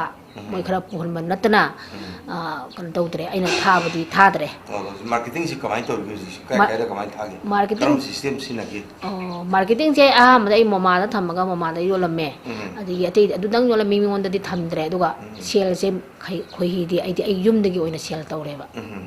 yumdagi yamba chathalle hojikti yumdagi yam taw chatle aduga tawbagi di hojikti visitor su dum yumdana hena lae ba hojikse hanadi sangai festival ngomba kai gum torga dadi visitor ada chu phangamidana adubu mapalongi visitor su yumda dum direct lae ba hojikti moi gujarat kumba adigi punjab kumba makoi se aina kano gumba da khoi mela gumba thokpodo masida moi je laga lawgiba lawgum farda makha tana moina de malak baneba adegi visitor khoi yumda lakba yumda moi gi chongi mapalongi di moi di kado koi bacha pagi program ji hapidana lakwa matamida khoi gi manipudi angang jana ai mafam ta ga jeng badum puchalakibado dagi makoi je la e badum chahi khudi mi hekan adum la e ba o chahi amadadi sidadi 4 lakhs kumadi sahi mada ko hai ba 4 lakh se tutelo na laira tragana hai ba packaging gi kari gi processing charge ko pulap khaidok ram tung dal le mera kamai to ko adu khaidok raga ado ita ga di khoi lok pasina sarkar gi natragana ꯀꯔꯤꯒꯨꯝꯕ company ꯑꯃꯒꯤ ꯅꯠꯇ꯭ꯔꯒ ꯁꯦꯟꯊꯣꯛ ꯂꯝꯕꯤ ꯑꯣꯏꯕ ꯌꯥꯕ ꯊꯕꯛ ꯃꯤꯒꯤ ꯈꯗꯥꯡ ꯃꯈꯥꯗ ꯍꯥꯏꯇꯥꯔꯦ ꯃꯩꯇꯩꯔꯣꯟꯗ ꯇꯧꯔꯨꯗ꯭ꯔꯒꯁꯨ ꯏꯁꯥ ꯏꯇꯣꯝꯇ ꯏꯔꯅꯥꯏ ꯏꯁꯥ ꯏꯇꯣꯝꯇ ꯁꯤꯟꯐꯝ ꯑꯃ ꯑꯣꯏꯅ ꯁꯦꯟꯊꯣꯛ ꯂꯝꯕꯤ ꯁꯦꯝꯖꯔꯒ ꯄꯤꯖꯔꯒ ꯍꯤꯡꯕ ꯌꯥꯕꯗ ꯌꯥꯝ ꯆꯥꯎꯅ ꯍꯤꯡꯕ ꯌꯥꯔꯦꯅ ꯑꯗꯨꯝ ꯂꯧꯕ ꯌꯥꯔꯦ ꯍꯥꯏꯕꯗ ꯂꯥꯟꯒꯗ꯭ꯔꯥ ꯆꯨꯝꯗꯣꯏꯅꯤ ꯈꯣꯏ ꯑꯩ ꯍꯥꯏꯅ ꯈꯣꯏꯇꯪ ꯂꯣꯏꯔꯒꯗꯪ ꯇꯣꯛꯇꯧ ꯅꯠꯇꯦ ꯍꯥꯏꯕ ꯈꯣꯏꯁꯤꯗꯤ ꯂꯣꯏꯔꯒ ꯃꯆꯤꯟꯖꯥꯛ ꯊꯥꯛꯎꯗꯧꯁꯨ ꯅꯠꯇꯦ ꯑꯩꯈꯣꯏꯗ ꯌꯦꯟꯒꯨꯝꯕ ꯁꯟꯒꯨꯝꯕ ꯂꯣꯏꯗꯤ ꯃꯆꯤꯟꯖꯥꯛ ꯊꯥꯛꯏ ꯐꯥꯖꯟꯕ ꯄꯨꯟꯁꯤꯟꯕ ꯁꯦꯟꯅꯕ ꯑꯃ ꯆꯪꯉꯤꯗꯅ ꯃꯥꯒꯤꯗꯤ ꯍꯥꯞꯈ꯭ꯔꯅꯤ ꯃꯥꯒꯤ ꯑꯦꯅꯤꯃꯤ ꯂꯥꯛꯄ ꯈꯔ ꯁꯦꯟꯅꯕꯤꯔꯅꯤ ꯑꯩꯈꯣꯏꯅ ꯑꯗꯨꯒ ꯃꯣꯏꯅ ꯑꯗꯨꯝ ꯍꯣꯟꯖꯜꯂꯛꯑꯅꯤ ꯑꯩꯈꯣꯏꯅ ꯂꯧꯊꯣꯛ ꯌꯣꯟꯅꯤ ꯃꯣꯏꯅ ꯑꯃꯨꯛ ꯍꯟꯖꯜꯂꯛꯀꯅꯤ ꯃꯣꯏꯅ ꯑꯗꯨꯝ ꯈꯨꯏꯁꯤ ꯑꯗꯨꯝ ꯄꯤꯔꯛꯀꯗꯣꯏꯅꯦꯕ ꯑꯗꯨꯅ ꯈ꯭ꯋꯥꯏꯗꯒꯤ ꯐꯕ ꯁꯤꯟꯐꯝꯗꯤ ꯈꯣꯏ ꯂꯣꯏꯕꯅꯦ ꯍꯥꯏꯅꯤꯡꯉꯦꯕ ꯁꯤꯗꯤ ꯌꯥꯝ ꯊꯤꯅ ꯀꯥꯟꯅꯩ ꯍꯥꯏꯕ ꯑꯗꯨꯅ ꯃꯥꯗꯤ ꯃꯥꯡꯕꯁꯨ ꯂꯩꯇꯦ ꯄꯨꯝꯕꯁꯨ ꯂꯩꯇꯦ ꯑꯗꯨꯒ ꯃꯉꯣꯟ ꯐꯠꯇꯕ ꯍꯥꯏꯕꯗꯣ ꯂꯩꯇ꯭ꯔꯦꯕ ꯈꯣꯏꯒꯤꯗꯗꯤ ꯑꯐꯕ ꯈꯛꯇꯅꯦꯕ ꯈꯣꯏꯅ ꯑꯩꯈꯣꯏꯗ ꯄꯤꯔꯤꯁꯦ ꯑꯗꯨꯒ ꯃꯈꯣꯏꯒꯤ ꯃꯇꯧ ꯇꯝꯕꯗꯁꯨ ꯑꯩꯅ ꯐꯩ ꯍꯥꯏꯔꯤꯗꯣ ꯃꯈꯣꯏꯁꯤ ꯌꯥꯝꯅ ꯁꯨꯕ ꯅꯣꯝꯕ ꯀꯟꯕ ꯑꯗꯒꯤ ꯃꯊꯧꯅꯥ ꯂꯩꯕ ꯁꯤꯕ ꯀꯤꯗꯕ ꯑꯗꯒꯤ ꯃꯈꯣꯏꯒꯤ ꯃꯇꯧꯁꯤ ꯇꯝꯃꯀꯥꯟꯗ ꯑꯩꯈꯣꯏꯁꯤꯁꯨ ꯃꯣꯏ ꯃꯇꯧꯁꯤꯕꯨ ꯇꯝꯕ ꯐꯪꯖꯗꯤ ꯃꯤ ꯑꯃ ꯑꯣꯏꯒꯅꯤ ꯍꯥꯏꯕꯁꯦ ꯈꯟꯖꯩꯌꯦꯕ ꯑꯗꯨꯅ ꯑꯩꯗꯤ ꯑꯗꯨꯒ ꯇꯧꯔꯤꯁꯤꯁꯨ ꯈꯣꯏ ꯄꯤꯔꯤꯕ ꯈꯣꯏ ꯊꯕꯛ ꯁꯨꯔꯤꯁꯦ ꯑꯃꯣꯡ ꯉꯥꯛꯇꯅꯦꯕ ꯐꯕ ꯆꯍꯤ ꯑꯃꯗ 4 ꯐꯥꯎꯕ ꯁꯨꯃꯥꯏꯅ ꯃꯌꯥꯝ ꯂꯣꯏ ꯈꯥꯏꯗꯣꯛꯈ꯭ꯔꯒ ꯁꯤꯐꯥꯎꯗ ꯂꯦꯝꯃꯤ ꯍꯥꯏꯕꯒꯤ ꯄꯣꯠꯁꯦ ꯉꯁꯤꯐꯥꯎ ꯂꯥꯛꯄ ꯃꯇꯝꯁꯤꯒꯤ ꯁꯤꯐꯥꯎ ꯂꯥꯛꯅꯕ ꯍꯣꯠꯅꯕꯗ ꯍꯥꯏꯇꯥꯔꯦ ꯆꯍꯤ ꯃꯇꯝ ꯈꯔꯗꯤ ꯆꯪꯉꯤꯅꯦꯕ ꯁꯤꯒꯤ ꯃꯇꯝ ꯆꯪꯕꯁꯤꯗ ꯈꯨꯗꯣꯡꯊꯤꯕꯁꯨ ꯊꯦꯡꯅꯕꯤꯔꯝꯒꯅꯦꯕ ꯈꯨꯗꯣꯡꯆꯥꯗꯕ ꯌꯥꯝꯅ ꯈꯨꯗꯣꯡꯆꯥꯗꯕ ꯑꯗꯨꯝ ꯊꯦꯡꯅꯕꯤꯔꯝꯒꯅꯤ ꯈꯜꯂꯤ ꯑꯗꯩ ꯌꯥꯝ ꯅꯨꯡꯉꯥꯏꯈꯤꯕ ꯃꯤꯀꯨꯞꯁꯨ ꯊꯦꯡꯅꯔꯝꯒꯅꯤ ꯈꯜꯂꯤ ꯍꯧꯖꯤꯛꯄꯨꯗꯤ ꯅꯨꯡꯉꯥꯏꯔꯦ ꯍꯥꯏꯕ ꯌꯥꯔꯦ ꯑꯩꯈꯣꯏꯁꯤꯅ ꯑꯗꯣ ꯈ꯭ꯋꯥꯏꯗꯒꯤ ꯑꯋꯥꯕ ꯇꯟꯖꯥ ꯊꯦꯡꯅꯈꯤꯕ ꯃꯤꯀꯨꯞ ꯌꯥꯎꯔꯒꯗꯤ ꯀꯔꯝꯕ ꯃꯤꯀꯨꯞ ꯑꯣꯏꯈꯤꯒꯦ ꯑꯋꯥꯕꯗꯤ ꯀꯥꯎꯊꯣꯛꯑꯦꯗ ꯍꯧꯖꯤꯛꯇꯤ ꯅꯨꯡꯉꯥꯏꯕ ꯉꯥꯛꯇ ꯑꯗꯨꯝ ꯆꯠꯈ꯭ꯔꯦꯕꯀꯣ ꯁꯤꯅ ꯂꯤꯛꯂꯤꯁꯦ ꯑꯩꯈꯣꯏꯅ ꯈꯣꯏꯁꯤꯗꯤ ꯂꯣꯏꯔꯦ ꯈꯨꯍꯤꯗꯤ ꯄꯨꯊꯣꯛꯑꯦꯀோ ꯕꯣꯇꯜꯁꯦ ꯀꯥꯏꯗ ꯍꯥꯞꯅꯤ ꯈꯪꯗꯗꯅ ꯋꯥꯈꯤꯕ ꯑꯗꯒꯤ ꯑꯗꯨꯒꯤ ꯍꯥꯞꯅꯕꯒꯤ ꯊꯤꯅꯕ ꯂꯥꯛꯅꯕꯗ ꯑꯩꯈꯣꯏꯒꯤ ꯐꯨꯗ ꯄ꯭ꯔꯣꯁꯦꯁꯤꯡꯕꯨ ꯇꯥꯛꯄꯤ ꯇꯝꯕꯤꯈꯤꯕ ꯁꯥꯔꯁꯤꯡꯗ ꯑꯩꯈꯣꯏꯅ ꯍꯪꯈꯤꯕ ꯃꯈꯣꯏꯗꯒ ꯑꯩꯈꯣꯏꯅ ꯉꯪꯗꯅ ꯀꯗꯥꯏꯗ ꯂꯩ ꯃꯐꯝ ꯈꯛꯇ ꯆꯠꯃꯤꯟꯅꯁꯤ ꯀꯥꯏꯅ ꯍꯧꯕ ꯃꯗꯨꯗꯒ ꯑꯩꯈꯣꯏꯅ ꯅꯨꯄꯤ ꯑꯣꯏꯈꯤꯕꯅꯤꯅꯕꯀꯣ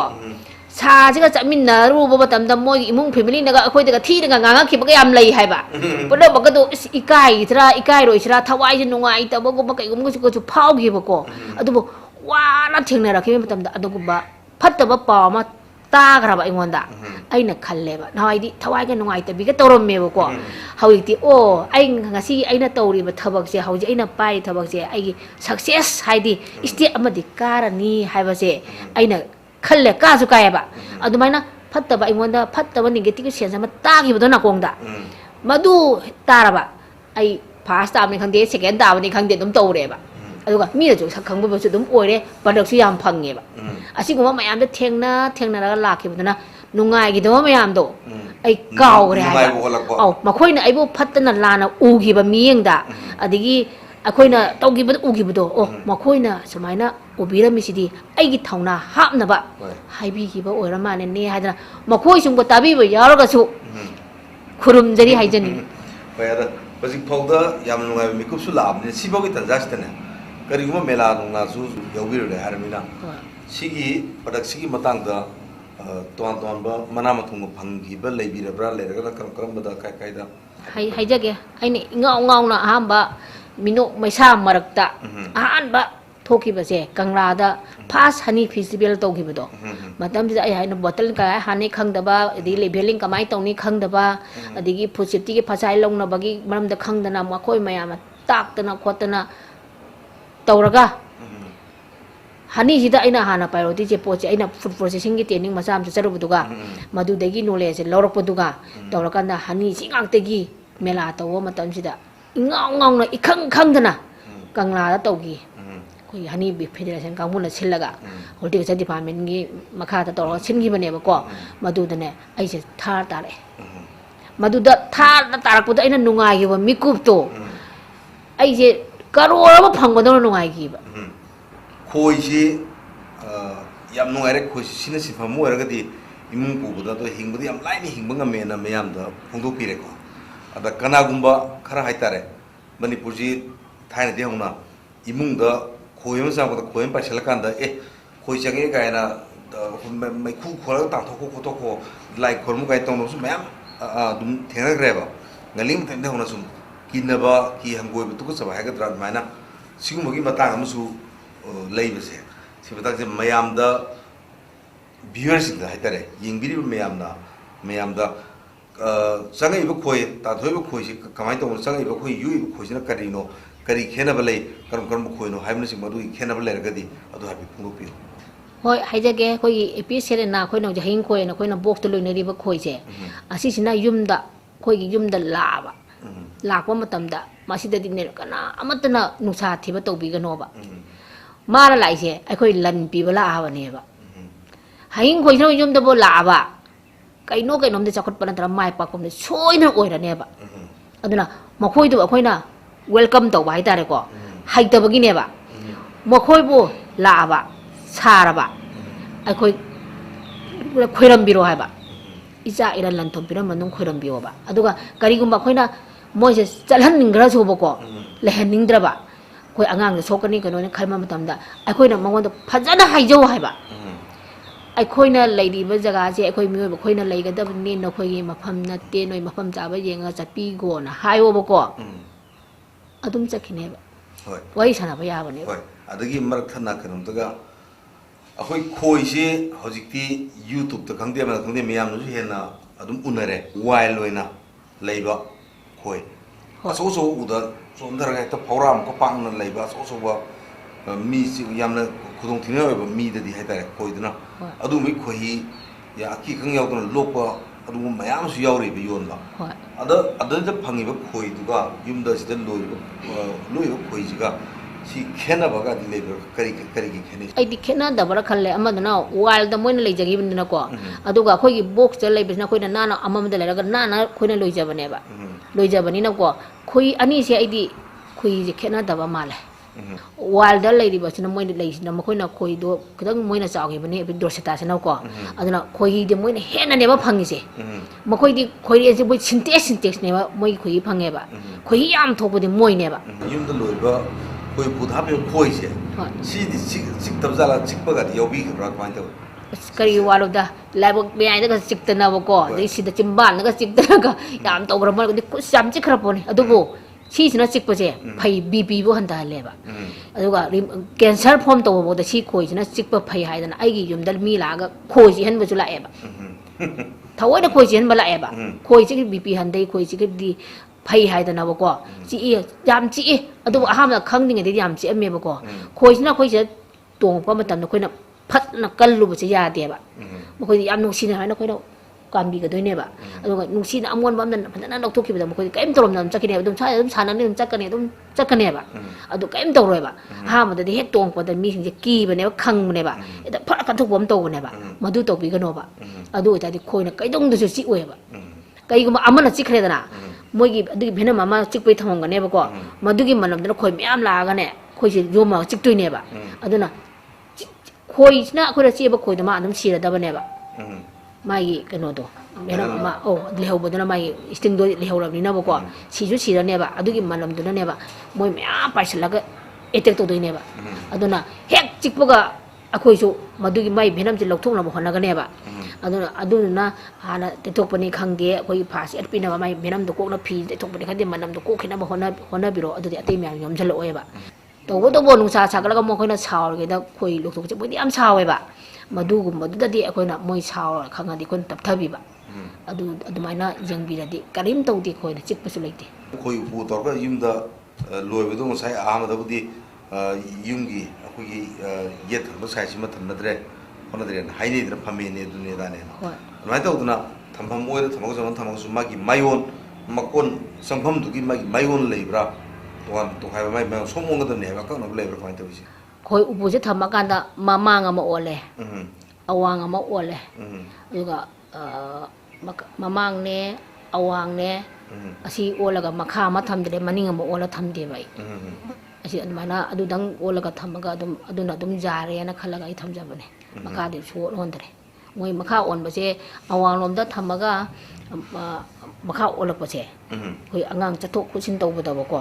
ꯃꯃꯥꯡꯗ ꯃꯣꯏꯒꯤ ꯈꯣꯏꯁꯤꯅ ꯂꯥꯛꯄꯒꯤ ꯂꯝꯕꯤꯗꯣ ꯊꯠꯄꯗꯣ ꯃꯣꯏꯒꯤ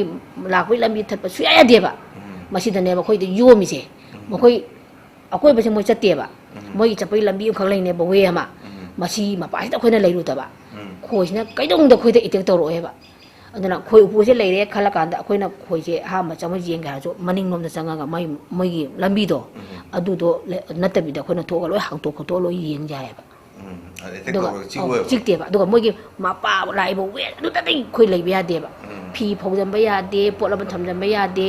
ꯑꯩꯈꯣꯏ ꯑꯃ ꯂꯦꯞꯁꯟꯕ ꯌꯥꯗꯦ ꯍꯦꯛꯇ ꯈꯣꯏꯁꯤꯅ ꯍꯦꯛꯇ ꯂꯣꯏꯔꯛꯀꯅꯦꯕ ꯑꯗꯨ ꯍꯦꯛ ꯂꯩꯔꯨꯔꯗꯤ ꯑꯗꯨꯅ ꯉꯁꯥꯏꯒꯤ ꯗꯣꯔꯁꯦꯇꯥꯁꯨ ꯑꯗꯨꯅꯦꯕ ꯗꯣꯔꯁꯦꯇꯥꯁꯨ ꯂꯣꯛꯅꯔꯤ ꯃꯌꯥꯝꯁꯦ ꯃꯣꯏꯒꯤ ꯂꯥꯛꯏꯕ ꯋꯦꯗꯣ ꯑꯗꯨ ꯆꯪꯉꯨꯗ꯭ꯔꯒ ꯃꯇꯨꯡꯗꯒꯤ ꯃꯈꯣꯏꯅ ꯂꯣꯏ ꯂꯣꯛꯄꯅꯦꯕ ꯑꯗꯨꯅ ꯗꯣꯔꯁꯦꯇꯥ ꯂꯣꯛꯄꯁꯤꯁꯨ ꯀꯔꯤꯝ ꯀꯤꯅꯤꯡꯉꯥꯏ ꯂꯩꯇꯦꯕ ꯃꯣꯏꯗ ꯑꯦꯇꯦꯛꯄꯨ ꯇꯧꯗ꯭ꯔꯥ ꯃꯣꯏ ꯃꯄꯥꯗꯨꯕꯨ ꯂꯩꯔꯨꯗ꯭ꯔꯕ ꯀꯔꯤꯝ ꯇꯧꯔꯛꯑꯣꯏꯕ ꯑꯩꯈꯣꯏꯗ ꯉꯁꯥꯏꯒꯤ ꯈꯣꯏꯍꯤꯁꯤ ꯂꯣꯛꯑ ꯃꯇꯨꯡꯗ ꯍꯥꯏꯇꯥꯔꯦ ꯂꯣꯛꯑ ꯀꯥꯟꯁꯤꯗ ꯄ꯭ꯔꯣꯁꯦꯁꯤꯡ ꯇꯧꯔꯤꯉꯩꯁꯤꯗ ꯑꯩꯈꯣꯏꯒꯤ ꯃꯥꯔꯀꯦꯠꯇ ꯊꯥꯅꯕꯒꯤꯗꯃꯛꯇ ꯄ꯭ꯔꯣꯁꯦꯁ ꯇꯧꯕ ꯑꯃ ꯆꯪꯉꯤꯗꯅ ꯁꯤꯗꯩꯗ ꯈꯨꯗꯣꯡ ꯊꯤꯕ ꯈꯨꯗꯣꯡ ꯆꯥꯗꯕꯒꯗꯤ ꯊꯦꯡꯅꯕꯤꯕ꯭ꯔꯥ ꯍꯦꯛ ꯂꯣꯛꯄ ꯂꯣꯛꯈ꯭ꯔꯗꯤ ꯑꯗꯨꯝ ꯌꯥꯝ ꯂꯥꯏꯔꯕ꯭ꯔꯥ ꯄ꯭ꯔꯣꯁꯦꯁ ꯀꯃꯥꯏꯅ ꯇꯧꯏ ꯄ꯭ꯔꯣꯁꯦꯁ ꯇꯧꯕꯒꯤ ꯃꯑꯣꯡꯁꯤ ꯀꯃꯥꯏꯅ ꯇꯧꯒꯦ ꯈꯨꯗꯣꯡ ꯆꯥꯗꯕ ꯊꯦꯡꯅꯕ꯭ꯔꯥ ꯑꯗꯨꯝꯇꯒ ꯍꯥꯏꯕꯤꯌꯨ ꯍꯥꯏꯖꯒꯦ ꯌꯥꯝ ꯏꯟꯇꯔꯦꯁꯇꯤꯡ ꯑꯣꯏꯕ ꯀꯣꯏꯁꯟꯅꯦ ꯑꯩꯈꯣꯏꯅ ꯍꯅꯤꯁꯤ ꯑꯦꯛꯁꯇ꯭ꯔꯦꯛ ꯇꯧꯔꯅꯤ ꯊꯝꯃꯅꯤ ꯊꯝꯃꯀꯥꯟꯗ ꯑꯩꯈꯣꯏꯅ ꯂꯥꯁꯀꯤ ꯑꯩꯈꯣꯏꯅ ꯕꯣꯇꯂꯤꯡ ꯇꯧꯗꯣꯏꯅꯤꯗꯅ ꯕꯣꯇꯂꯤꯡ ꯇꯧꯕ ꯃꯇꯝꯁꯤꯗ ꯈꯣꯏꯍꯤꯁꯦ ꯃꯌꯥꯝꯁꯦ ꯊꯝꯃꯅꯤ ꯑꯩꯒꯤ ꯌꯨꯝ ꯑꯀꯣꯏꯕꯁꯦ ꯈꯣꯏ ꯎꯄꯨ ꯉꯥꯛꯇꯅꯤ ꯂꯩꯔꯤꯁꯦ ꯈꯣꯏ ꯉꯥꯛꯇꯅꯤꯗꯅ ꯃꯁꯤꯗ ꯑꯩꯅ ꯈꯣꯏꯍꯤ ꯍꯥꯟꯗꯣꯏꯁꯦ ꯅꯨꯡꯊꯤꯜ ꯑꯃ ꯅꯨꯃꯤꯠ ꯆꯞ ꯌꯨꯡꯕ ꯀꯥꯟꯁꯤꯗ ꯑꯃꯨꯛ ꯍꯥꯜꯂꯦ ꯃꯁꯤꯗ ꯍꯥꯜꯂꯒ ꯑꯃꯈꯛ ꯐꯔꯦ ꯑꯗꯣ ꯃꯌꯥꯝꯗ ꯍꯥꯟꯕ ꯉꯝꯃꯛꯇꯗꯅ ꯑꯃꯨꯛ ꯅꯨꯃꯤꯗꯥꯡꯈꯤꯇꯪ ꯁꯟꯗꯥ ꯆꯪꯕꯗ ꯑꯃꯨꯛ ꯍꯥꯟꯕ ꯌꯥꯗ꯭ꯔꯦ ꯁꯟꯗꯥ ꯆꯪꯕꯗ ꯍꯥꯜꯂꯒ ꯈꯣꯏꯁꯤꯅ ꯃꯌꯨꯝ ꯆꯪꯉꯛꯄ ꯃꯇꯝꯗ ꯊꯦꯡꯅꯔꯨ ꯇꯥꯔꯗꯤ ꯑꯩꯒꯤ ꯈꯣꯏꯍꯤ ꯍꯥꯟꯐꯝꯁꯤꯗ ꯈꯣꯏꯁꯦ ꯂꯣꯏ ꯂꯥꯛꯑꯅꯦꯕ ꯑꯗꯨꯝ ꯑꯃꯨꯛ ꯍꯥꯟꯕ ꯌꯥꯗ꯭ꯔꯦ ꯑꯗꯒꯤ ꯑꯃꯨꯛ ꯃꯣꯏꯁꯤ ꯈꯣꯏꯁꯦ ꯆꯪꯍꯟꯈ꯭ꯔꯀꯥꯟꯗ ꯈꯣꯏꯁꯤꯅ ꯃꯣꯏꯁꯤ ꯃꯀꯣꯟꯗ ꯊꯝꯈ꯭ꯔꯕ ꯃꯇꯨꯡꯁꯤꯗ ꯑꯍꯤꯡꯁꯤꯗ ꯑꯃꯨꯛ ꯍꯧꯒꯠꯂꯒ ꯑꯃꯨꯛ ꯈꯣꯏꯍꯤꯁꯦ ꯍꯥꯟꯗꯣꯏꯅꯦꯕ ꯑꯗꯨꯒ ꯈꯤꯇꯪ ꯉꯟꯅꯒ ꯑꯩꯈꯣꯏꯅ ꯌꯥꯍꯧꯕ ꯈꯔ ꯉꯜꯂꯒ ꯍꯥꯟꯕꯝꯗꯥꯏꯅ ꯑꯩꯈꯣꯏ ꯋꯥꯛꯀꯤꯡ ꯃꯇꯝꯗꯒ ꯍꯧꯒꯠꯄꯗꯣ ꯃꯗꯨꯗꯕꯨ ꯍꯥꯜꯂꯨꯔꯕ ꯑꯩ ꯈꯣꯏꯍꯤ ꯕꯣꯇꯜ ꯑꯃꯨꯛ ꯍꯥꯟꯕ ꯉꯝꯃꯔꯣꯏꯕ ꯈꯣꯏ ꯂꯣꯏꯅ ꯃꯅꯝꯗꯣ ꯇꯥꯕꯗ ꯈꯣꯏ ꯃꯌꯥꯝꯗ ꯑꯩꯒꯤ ꯀꯥꯁꯦ ꯈꯣꯏ ꯉꯥꯛꯇ ꯉꯥꯏꯔꯅꯦꯕ ꯑꯩꯁꯦ ꯑꯗꯨꯝ ꯍꯥꯏꯅ ꯇꯥꯅ ꯈꯣꯏꯁꯦ ꯍꯥꯏꯅ ꯇꯥꯅ ꯏꯜꯂꯅ ꯌꯥꯔꯔꯣꯏ ꯆꯠꯈ꯭ꯔꯣꯁꯨ ꯌꯥꯔꯔꯣꯏ ꯑꯗꯨꯝ ꯑꯩꯒꯤꯗꯨꯗ ꯈꯣꯏꯍꯤꯁꯦ ꯂꯨꯞꯄ ꯁꯤꯗꯣꯏꯅꯦꯕ ꯌꯥꯝ ꯅꯨꯡꯉꯥꯏꯈꯤꯗꯕ ꯑꯃꯁꯨ ꯂꯩꯌꯦꯕꯀꯣ ꯃꯇꯝꯗ ꯑꯩ ꯁꯉꯥꯏ ꯐꯦꯁꯇꯤꯚꯦꯜ ꯃꯇꯝꯗ ꯑꯣꯏꯔ ꯃꯥꯅꯦ ꯉꯁꯤꯒꯤꯗꯤ ꯌꯣꯟꯈ꯭ꯔꯦ ꯍꯌꯦꯡꯁꯤꯁꯨ ꯌꯣꯟꯈ꯭ꯔꯦ ꯅꯤꯅꯤ ꯍꯨꯝꯅꯤ ꯁꯨꯕꯗ꯭ꯔꯥ ꯀꯩꯅꯣꯅꯦ ꯑꯩꯁꯦ ꯈꯣꯏꯍꯤ ꯍꯥꯜꯂꯦꯕ ꯃꯥꯡꯒꯣꯟꯁꯤꯗ ꯍꯥꯜꯂꯦ ꯍꯥꯟꯕ ꯀꯥꯟꯁꯤꯗ ꯍꯥꯜꯂꯝꯃꯀꯥꯟꯗ ꯏꯃꯨꯡꯒꯤ ꯊꯕꯛꯁꯨ ꯇꯧꯗ ꯌꯥꯗꯕꯅꯤꯅ ꯑꯩꯁꯦ ꯈꯣꯏꯍꯤꯁꯦ ꯍꯥꯜꯂꯝꯃꯒ ꯏꯃꯨꯡꯗ ꯀꯩꯅꯣꯝꯃ ꯂꯧꯊꯣꯛꯒꯦꯅ ꯆꯪꯕꯅꯦꯕ ꯉꯥꯛꯇꯪ ꯍꯥꯇꯣꯝꯕ ꯑꯩꯁꯦ ꯈꯨꯝꯃꯝꯕ ꯀꯥꯎꯔꯕ ꯐꯤꯁꯤꯅ ꯊꯣꯛꯂꯛꯄ ꯃꯇꯝꯗꯗꯤ ꯉꯁꯥꯏ ꯑꯩꯅ ꯈꯣꯏꯍꯤ ꯍꯩꯔꯝꯕ ꯄꯥꯠꯇꯗꯨꯒꯤ ꯃꯅꯨꯡꯁꯤꯗ ꯑꯩꯒꯤ ꯈꯣꯏ ꯎꯄꯨ ꯑꯃꯒꯤ ꯀꯣꯂꯣꯅꯤꯁꯦ ꯄꯨꯂꯞ ꯇꯥ ꯂꯩꯔꯝꯃꯕ ꯄꯨꯂꯞ ꯈꯣꯏꯍꯤꯁꯦ ꯇꯥꯔꯒꯅꯦ ꯃꯣꯏꯁꯦ ꯑꯩꯅ ꯅꯨꯡꯁꯥꯗꯣ ꯁꯥꯕ ꯑꯣꯏꯇꯥꯔꯗꯤ ꯅꯨꯡꯁꯥꯗꯨꯗ ꯂꯣꯏ ꯍꯩꯗꯣꯛꯑꯒ ꯈꯣꯏꯗꯣ ꯀꯟꯕ ꯉꯝꯍꯧꯒꯗꯕ ꯃꯇꯝꯗꯣ ꯉꯥꯏꯍꯥꯛ ꯀꯥꯟꯅꯈ꯭ꯔꯦꯕꯀꯣ ꯑꯗꯨꯅ ꯃꯣꯏꯁꯦ ꯈꯣꯏꯍꯤꯗꯨꯗ ꯂꯨꯞꯄꯒꯅꯦ ꯂꯣꯏꯅ ꯁꯤ ꯂꯩꯔꯝꯕꯅꯦꯕ ꯑꯩ ꯀꯞꯄꯦꯕ ꯀꯩꯅꯣꯗ ꯀꯣꯂꯣꯅꯤ ꯑꯃ ꯄꯨꯂꯞ ꯑꯩꯒꯤ ꯀꯣꯟ ꯃꯅꯨꯡꯗꯨꯗ ꯁꯤ ꯂꯩꯔꯝꯕꯗꯣ ꯑꯩꯅ ꯑꯗꯨꯗꯣ ꯀꯥꯎꯕ ꯍꯥꯏꯇꯥꯔꯦ ꯈꯨꯝꯖꯤꯜꯂꯝꯕ ꯀꯥꯎꯕꯩꯅꯦꯕ ꯑꯗꯨꯃꯥꯏꯅ ꯇꯧꯋꯦ ꯑꯗꯨꯅ ꯀꯩꯒꯨꯝꯕ ꯈꯣꯏ ꯂꯣꯏꯕꯤꯔꯤꯕ ꯏꯆꯤꯜ ꯏꯅꯥꯎꯁꯤꯡ ꯌꯦꯡꯕꯤꯔꯕ ꯀꯥꯡꯕꯨꯅ ꯈꯣꯏꯍꯤ ꯍꯥꯟꯒꯦ ꯍꯥꯏꯔꯕ ꯈꯣꯏꯍꯤꯁꯦ ꯂꯣꯛꯑꯒ ꯊꯝꯒꯦ ꯍꯥꯏꯇꯥꯔꯗꯤ ꯃꯈꯨꯝ ꯐꯤꯅꯅꯤ ꯈꯪꯗꯦ ꯈꯨꯝꯃꯒ ꯊꯝꯕꯤꯌꯣ ꯑꯗꯨꯅꯗꯤ ꯑꯣꯄꯟꯗ ꯊꯝꯃꯗꯤ ꯈꯣꯏ ꯃꯌꯥꯝꯁꯤꯅ ꯄꯥꯏꯔꯛꯑꯒꯀꯣ ꯃꯅꯨꯡꯗ ꯂꯣꯏꯅ ꯇꯥꯔꯒ ꯁꯤꯅꯦꯕ ꯈꯣꯏꯍꯤ ꯋꯥꯔꯤꯗ ꯂꯝꯁꯥꯡ ꯃꯥꯔꯥꯊꯣꯟ ꯔꯦꯁ ꯑꯃ ꯆꯠꯂꯨꯔ ꯃꯇꯨꯡꯁꯤꯗ ꯉꯁꯥꯏ ꯍꯥꯏꯇꯥꯔꯦ ꯉꯁꯥꯏꯒꯤ ꯑꯇꯣꯞ ꯑꯇꯣꯞꯄ ꯀꯩꯅꯣꯁꯨ ꯁꯨꯝ ꯇꯣꯉꯥꯟ ꯇꯣꯉꯥꯟꯕ ꯉꯁꯥꯏ ꯄꯥꯐꯣꯔꯁꯨ ꯄꯟꯕꯤꯔꯦꯗꯅ ꯍꯣꯏ ꯑꯗꯨ ꯄꯥꯐꯣꯔꯗꯨ ꯅꯠꯇꯕ ꯄꯥꯐꯣꯔꯗꯨ ꯈꯛꯇꯔꯥ ꯀꯔꯤ ꯈꯣꯏꯍꯤ ꯅꯠꯇꯕ ꯍꯥꯏꯇꯥꯔꯦ ꯀꯔꯤ ꯇꯧꯕꯤꯔꯤꯒꯦ ꯁꯤꯡꯖꯨ ꯃꯌꯥꯝ ꯁꯨꯔꯗꯤ ꯀꯥꯟꯅꯐꯝ ꯈꯪꯗꯗꯅ ꯐꯔꯣꯏꯒꯥꯁꯦ ꯍꯥꯏꯕꯤꯌꯦꯕ ꯑꯩꯉꯣꯟꯗ ꯑꯩꯅ ꯍꯥꯏꯕ ꯑꯩꯅ ꯁꯨꯔꯤꯕ ꯁꯤꯡꯖꯨꯁꯤꯗꯤ ꯀꯥꯟꯅꯗꯕ ꯃꯤ ꯆꯟꯅꯔꯣꯏꯗꯕ ꯁꯤꯡꯖꯨ ꯑꯝꯇ ꯅꯠꯇꯦ ꯃꯌꯥꯝꯗ ꯀꯥꯟꯅꯒꯗꯕ ꯁꯤꯡꯖꯨꯅꯦꯅ ꯈꯨꯝꯃꯦꯕꯀꯣ ꯑꯩꯅ ꯇꯞꯅ ꯁꯨꯝ ꯄꯨꯊꯣꯛꯆꯔꯛꯄꯁꯦ ꯌꯥꯝꯃꯦ ꯑꯩꯅ ꯍꯅꯤꯒꯤ ꯋꯥꯔꯤ ꯂꯤꯖꯈ꯭ꯔꯦ ꯍꯅꯤꯁꯤꯅ ꯁꯨꯃꯥꯏꯅ ꯇꯧꯕꯅꯤ ꯍꯥꯏꯗꯅ ꯑꯗꯨꯒ ꯍꯅꯤꯁꯤꯅ ꯍꯥꯟꯅ ꯑꯩꯅ ꯈꯣꯏꯁꯤꯅ ꯂꯥꯛꯈꯤꯕꯗꯒꯤ ꯑꯩꯒꯤ ꯏꯁꯥꯗ ꯐꯨꯗ ꯄ꯭ꯔꯣꯁꯦꯁꯤꯡ ꯇꯧꯅꯤꯡꯕꯒꯤ ꯏꯅꯣꯠꯁꯦ ꯃꯥꯅ ꯄꯤꯈꯤꯕꯅꯦꯕ ꯄꯤꯈꯤꯕ ꯃꯇꯨꯡꯗꯒꯤ ꯑꯁꯤꯒꯤ ꯃꯇꯨꯡꯗ ꯍꯣꯔꯇꯤꯀꯜꯆꯔ ꯗꯤꯄꯥꯔꯠꯃꯦꯟꯅ ꯑꯩꯈꯣꯏꯕꯨ ꯍꯥꯁꯀꯟꯗꯥꯗ ꯑꯃꯨꯛ ꯑꯩꯈꯣꯏ ꯋꯨꯃꯦꯟ ꯐꯥꯔꯃꯔ ꯑꯩꯈꯣꯏ ꯕꯤꯁꯦꯝꯄꯨꯔ ꯗꯤꯁꯇ꯭ꯔꯤꯛꯀꯤ ꯆꯠꯄꯗ ꯑꯩ ꯌꯥꯎꯔꯨꯕꯗꯒꯤ ꯑꯃꯨꯛ ꯃꯣꯏ ꯑꯥꯗ ꯂꯩꯔꯝꯕ ꯃꯌꯥꯝꯗꯣ ꯎꯔꯨꯕꯗꯒꯤ ꯑꯃꯨꯛ ꯏꯅꯣꯠꯁꯦ ꯑꯃꯨꯛ ꯂꯥꯛꯈ꯭ꯔꯦꯗꯅ ꯂꯥꯛꯈ꯭ꯔ ꯃꯇꯨꯡꯗ ꯑꯩꯈꯣꯏꯁꯤꯅ ꯁꯨꯃꯥꯏꯅ ꯐꯨꯗ ꯄ꯭ꯔꯣꯁꯦꯁꯤꯡꯁꯦ ꯇꯧꯅꯤꯡꯕꯒꯤ ꯋꯥꯈꯜꯂꯣꯟꯁꯤꯗ ꯉꯥꯎꯔꯒ ꯂꯥꯛꯑꯕ ꯃꯇꯨꯡꯗꯒꯤ ꯂꯩꯔꯤꯕ ꯃꯇꯨꯡꯁꯤꯗ ꯑꯩꯈꯣꯏ ꯐꯨꯗ ꯃꯤꯁꯟ ꯑꯅ ꯑꯩꯈꯣꯏ ꯃꯅꯤꯄꯨꯔ ꯏꯟꯗꯁꯇ꯭ꯔꯤ ꯗꯤꯄꯥꯔꯠꯃꯦꯟꯗ ꯑꯃꯈꯛ ꯂꯥꯛꯈꯤꯕ ꯑꯁꯤ ꯂꯥꯛꯄꯁꯤꯗ ꯕꯤꯁꯅꯨꯄꯨꯔ ꯗꯤꯁꯇ꯭ꯔꯤꯛꯀꯤ ꯑꯣꯏꯅ ꯑꯩꯈꯣꯏꯒꯤ ꯇ꯭ꯔꯦꯅꯤꯡ ꯈꯟꯀꯠꯂꯒ ꯃꯣꯏꯁꯦ ꯏꯟꯇꯔꯚ꯭ꯌꯨꯒ ꯇꯧꯋꯦꯕꯀꯣ ꯑꯗꯨꯒ ꯑꯃꯨꯛ ꯇ꯭ꯔꯦꯅꯤꯡ ꯄꯤꯕꯒꯤ ꯃꯇꯥꯡ ꯑꯃ ꯂꯥꯛꯄ ꯀꯥꯟꯁꯤꯗ ꯑꯩꯁꯦ ahani oi na ichat paneba anga ngoi ni tawlong ni khan manate ko charpa kan sida interview change interview chang musta uji MID sigi ji sar loken je interview phamamme matam do khangna te adi akhoi gi district ki general manager sar ming oina panjara bada sar ko mai ko moisna interview se lawe ai se yawe adigi di khalle aina thawa yaujo do ubudu da khanma degi tha ma 1 month training full processing gi program pa ta tawe ba industry department sillaga adugi asom degi has kanda degi kano degi laaga khara knowledge laaga amuk se tha 1 month ki training se yaw degi ne ba aikoina khara ga haining na tong leiram baga pulap che khoida full haptan gi bai tare madu degi haurakhi bane ba haurakana ahan bada khoi je picket pa manga pe picket saram me ba training je ek loi baga kari potong saram je kano gi hai ragi hai tare ang matam da khoi gi pickle soina seme aha ma da ina puthok pase khoi gi haikugi hainingi aduga haitup gi asigum base hana semaga ai yon ba hobune hauba je training sina august ta lore dana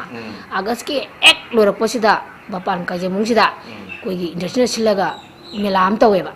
tawba sa Bishompur district ki oina ai je mona thabi bane ba thabi matam sida training hel loirak paga packaging ase kamai tawdoino ga yam khang da ba hai tare ko sangai PCB loi gi bagi ju oye ba matam do oye ba kan sida mi ju yam lakte laktraga akhoi da yam da kana gi ba ai mo yam kana gi ba hai ba je mela pu yum mon na te ba mela akhoi da pham matam sida expert mayam laga akhoi takpi ram do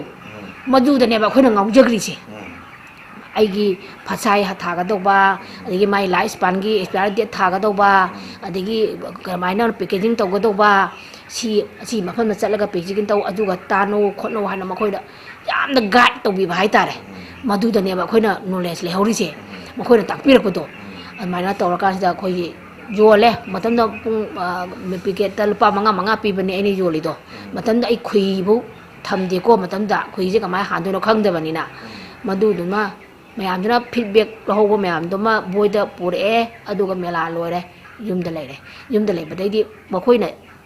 piramba sa sing na piramba mena na piramba feedback mayam je pare ba par ka da wakhal ma la e ba ko restar kamai tawni phasai kamai lok kani ha ba je loina khange adigi khoi phasai office laga tanare aduga ai simai to pa to tanara ga khoi phasai ga mai hapki bane ba adumaina hapa mathangi amu ene sai na sinma mela gomba torokba matamda adigi amu kitang upgrade amu oire ba bottle je kabai leido na bottle je chena bagi je matamda chen ba je khangda dana ba ko ai bo kan to bi ba khangbi ba ujagi koina aha ma mela thokpada bottle ka de longni haiba takpir khibdo makhoi da lal lawraga makhoi na bottle je chenbi raga ne pi re ba adai siling kamai tawni khodi haiba je training da yaw paga an mai to rokanda upgrade se sai khodi khaji sum upgrade ojara pone ba ojara podai di bottling su leire no su leira banina training da khoi da taglak khiba product me ham je step by step je khoi da semba horok pone ba ina semba horok pa matam jida adu horok podai di khoina pick kano hai mai seme khalasi sini yawi ko adi jam jili gumba seme sini yawi ko adi khoina candy gumba fruit candy gumba sema tanda sini yawi ko aina khalle ba sini di leiru doine adubu aigi di yumda khui lei khui je hapaga semge haiba khajil lei gre ba aina madu dagi aina amla candy da haiku gi candy da aina khui hape haitu gi candy da khui hape adi loina athumba sarwa ba khui loi hapane ba Sini mo to Jadi hapaga semak pane ba semak pa tare ha ba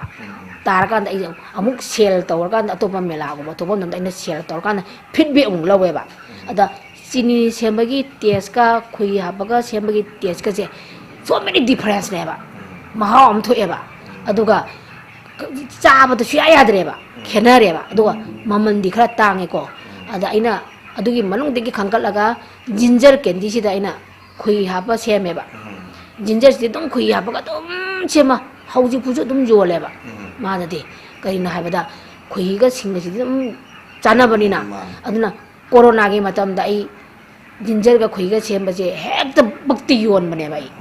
ma pan da pugi ba picket macha ga ya yon re dan di pawa kg makai si da ne ma palom da ga pu ba me am je ma si da hek ta khui ga ꯌꯤꯟꯖꯔꯒ ꯁꯦꯝꯕꯁꯤꯅꯦꯕ ꯑꯩꯅ ꯌꯣꯜꯂꯦꯕ ꯑꯗꯨꯃ ꯐꯖꯅ success ꯑꯣꯏꯈꯤ ꯑꯗꯨꯒꯤ ꯃꯇꯨꯡꯗꯒꯤꯗꯤ ꯑꯩꯅ ꯕꯦꯁꯟ ꯑꯗꯨꯝ ꯇꯛꯏꯀꯣ ꯕꯦꯁꯟ ꯑꯗꯨꯝ ꯌꯣꯜꯂꯤ spices ꯌꯨꯝꯗ ꯇꯛꯑꯒ ꯑꯗꯨꯝ ꯕꯦꯁꯟ ꯑꯗꯨꯝ ꯌꯣꯜꯂꯤ ꯑꯗꯨꯝ ꯍꯋꯥꯏ ꯂꯩꯔꯒ ꯑꯗꯨꯝ ꯇꯛꯏ ꯃꯤꯒꯤ ꯇꯛꯄꯤꯌꯨꯁꯨ ꯑꯗꯨꯝ ꯇꯛꯏꯀꯣ ꯑꯗꯨꯕꯨꯗꯤ ꯑꯗꯨꯒ ꯑꯩꯈꯣꯏꯅ ꯆꯥꯛꯍꯥꯎꯁꯦ ꯑꯃꯨꯛ ꯑꯩꯅ ꯆꯥꯛꯍꯥꯎꯁꯦ ꯑꯩꯒꯤ ꯌꯨꯝꯗ ꯊꯥꯕꯅꯤꯅ ꯆꯥꯛꯍꯥꯎꯁꯦ ꯌꯥꯝ ꯂꯩꯌꯦꯕ ꯂꯩꯕꯅꯤꯅ ꯆꯥꯛꯍꯥꯎꯒꯤ ꯆꯦꯡꯁꯤꯃ ꯑꯩꯈꯣꯏ ꯆꯥꯅꯩꯗꯅꯀꯣ ꯑꯗꯨꯝ ꯆꯦꯡꯁꯤꯃ ꯆꯥꯕ ꯈꯪꯉꯦ ꯑꯗꯒꯤ ꯆꯥꯛꯍꯥꯎꯁꯤꯒꯤ ꯑꯩꯈꯣꯏꯒꯤ ꯄꯥꯎꯗꯔꯁꯤꯅ ꯇꯟ ꯍꯧꯔꯒ ꯆꯥꯕꯁꯤꯃ ꯑꯩꯈꯣꯏ ꯈꯪꯉꯤꯗꯅ ꯑꯗꯒꯤ ꯑꯃꯨꯛ ꯆꯥꯛꯍꯥꯎꯒꯤ ꯈꯦꯔ ꯍꯥꯏꯕꯁꯤ ꯑꯗꯨꯝ ꯈꯪꯉꯤꯗꯅ ꯑꯗꯨꯅ ꯆꯥꯛꯍꯥꯎꯒꯤ ꯈꯦꯔ ꯍꯥꯏꯕꯁꯤꯁꯨ ꯈꯨꯗꯛꯇ ꯑꯩꯈꯣꯏꯅ ꯍꯧꯔꯨꯗ꯭ꯔꯁꯨ ꯈꯨꯗꯛꯇ ꯔꯦꯗꯤ ꯇꯨ ꯏꯠꯇ ꯈꯦꯔꯁꯤ ꯆꯥ ꯌꯥꯅꯕ ꯑꯩꯈꯣই ꯑꯗꯨꯁꯨ ꯄꯨꯊꯣꯛꯑꯦꯕ ꯑꯁꯤꯁꯦ ꯑꯩꯈꯣꯏ ꯑꯗꯨꯝ ꯌꯣꯟꯈ꯭ꯔꯦꯕ ꯑꯗꯨꯁꯨ ꯑꯗꯨꯝ ꯌꯣꯟꯈ꯭ꯔꯦ ꯇ꯭ꯔꯥꯏ ꯇꯧꯔꯦ ꯁꯛꯁꯦꯁ ꯑꯗꯨꯝ ꯑꯣꯏꯈꯤ ꯑꯗꯒꯤ ꯑꯃꯨꯛ ꯆꯥꯛꯍꯥꯎ ꯄꯥꯎꯗꯔ ꯑꯗꯨꯝ ꯌꯣꯜꯂꯤ ꯑꯗꯨꯝ ꯁꯛꯁꯦꯁ ꯑꯣꯏꯈꯤ ꯑꯗꯨꯗꯒꯤ ꯑꯃꯨꯛ ꯑꯩꯈꯣꯏ ꯆꯥꯛꯍꯥꯎꯁꯦ ꯑꯩꯈꯣꯏꯅ ꯄꯥꯎꯗꯔꯁꯤ ꯐꯣꯝꯗ ꯊꯝꯃꯀꯥꯟꯗ ꯑꯩꯈꯣꯏꯅ ꯆꯥꯒꯨꯝꯕ ꯁꯪꯒꯣꯝ ꯍꯥꯞꯄꯒꯤ ꯃꯍꯨꯠꯇ ꯏꯁꯤꯡ ꯑꯁꯥꯕꯗ ꯍꯥꯞꯄꯒ ꯊꯛꯄ ꯌꯥꯕꯁꯨ ꯑꯃꯨꯛ ꯄꯨꯊꯣꯛꯑꯦꯕ ꯃꯗꯨꯁꯨ ꯑꯗꯨꯝ ꯁꯛꯁꯦꯁ ꯑꯣꯏꯌꯦꯕ ꯑꯗꯨꯗꯤ